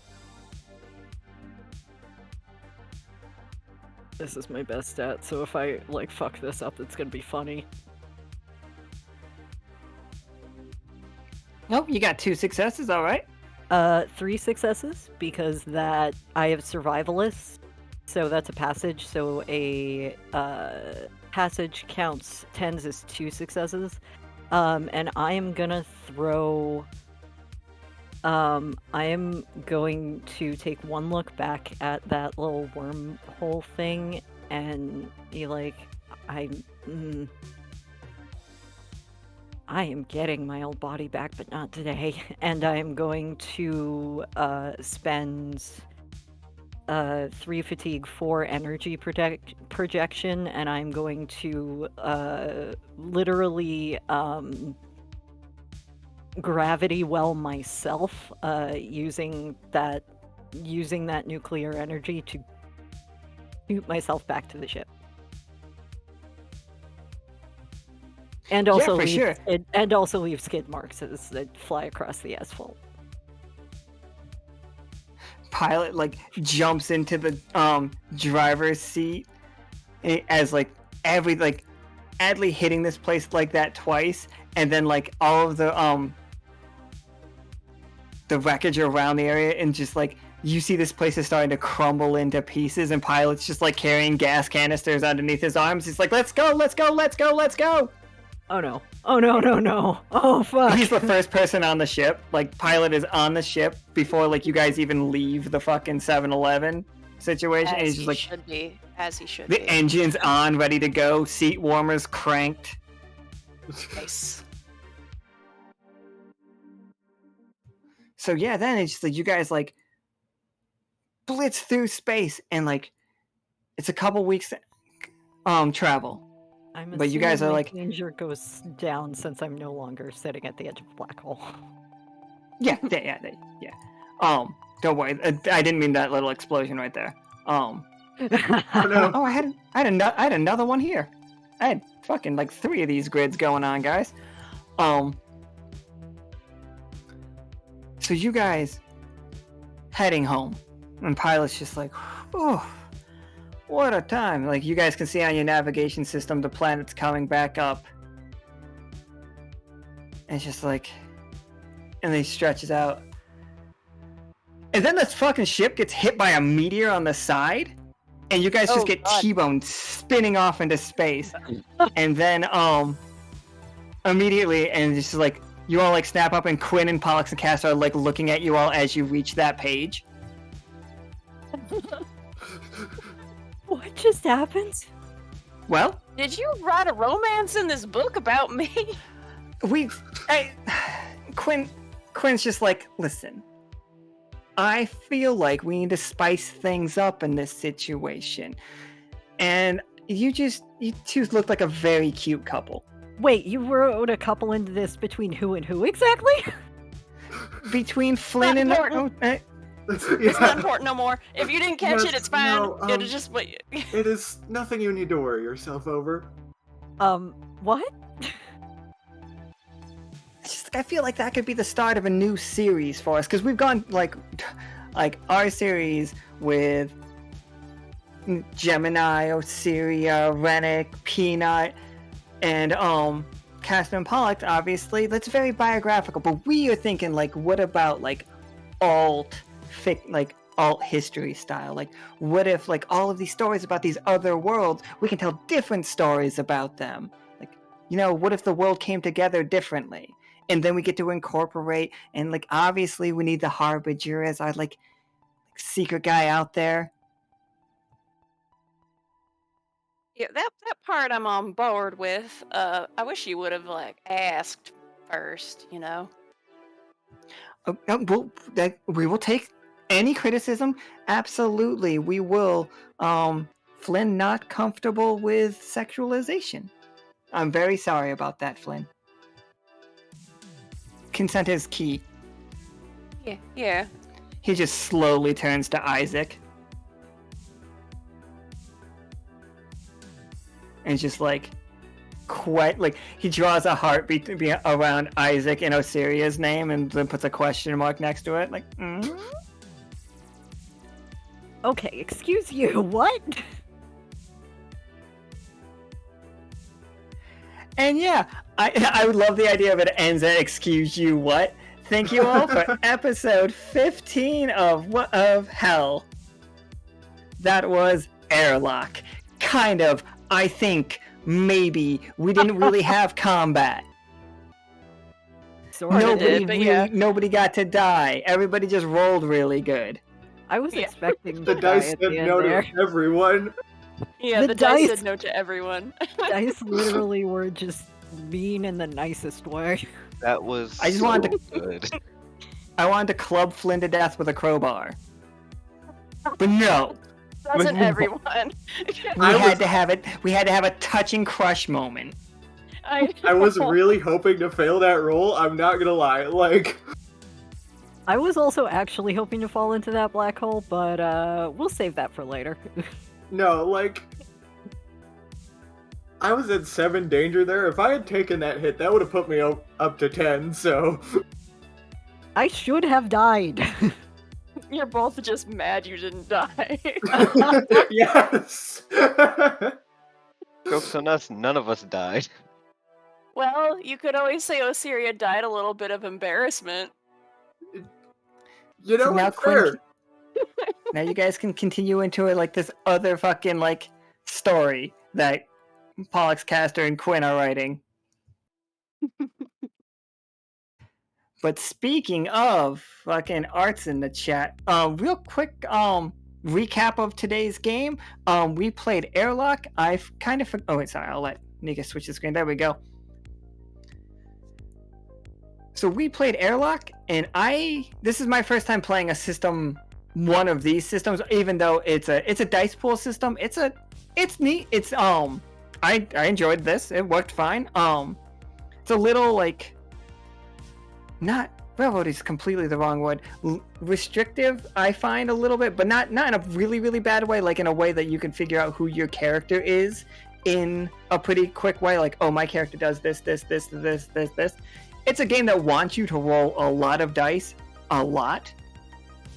Whereas, like Cult yesterday was like the book was very clear. Don't roll if you don't have to. This is just like roll. Well, always roll. I'm like, cool, all right, just nonstop rolling. But this game of it, I didn't get to see how bad it could go. Everybody rolled too well. I know we were expecting Like- the worst and then got the best. We had a should- side bet of who would die first. We I should know, and have then nobody- played the turn. We should. Nobody have played went. the turn up the heat. Let the record show, I tried. Look, I almost fell into a black hole. I was at 10 danger. I was Theoretically, I should have actively died. choosing not to invoke any of my fucking relationships, just to be like, someone's gotta die. We got to tell a little fun traumatic story. Just a little. I mean, yeah, like, I got what I wanted, I guess, but... I A little trauma adds flavor. Yeah. home? Home? Question Um, mark? The flame boiled card has already been taken care of by Silky. Like those are like he took care of those already. Can I still add another one for tomorrow? Yeah, absolutely. Let it rock.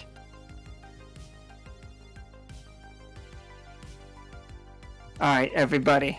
So, Pox, Caster, and Quinn are writing a new fantasy book.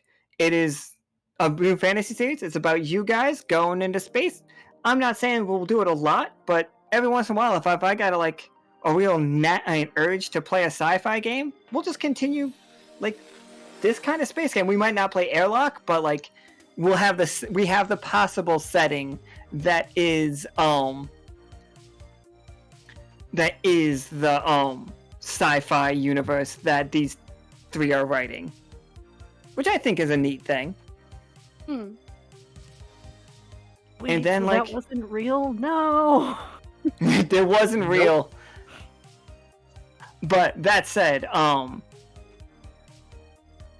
I Does Adli Trick. still have a stack to give to Vatna? was it no. Damn. She's like that Adli never made it back to the planet because they got hit by a meteor, so that the next book would start on a cliffhanger. That's fair. Oh wait, there was a trick. Oh shit. That was the trick. Like, I would have given you guys an out. Like the same. It's almost the same as like the Bola one, where I would have given him an out to get his sister back. I would have given you the answer of how to get out. Oh damn. Oof. Almost. I gotta get my old body back first anyway, otherwise I can't survive. Next time, Rabbit. You'll get those tricks.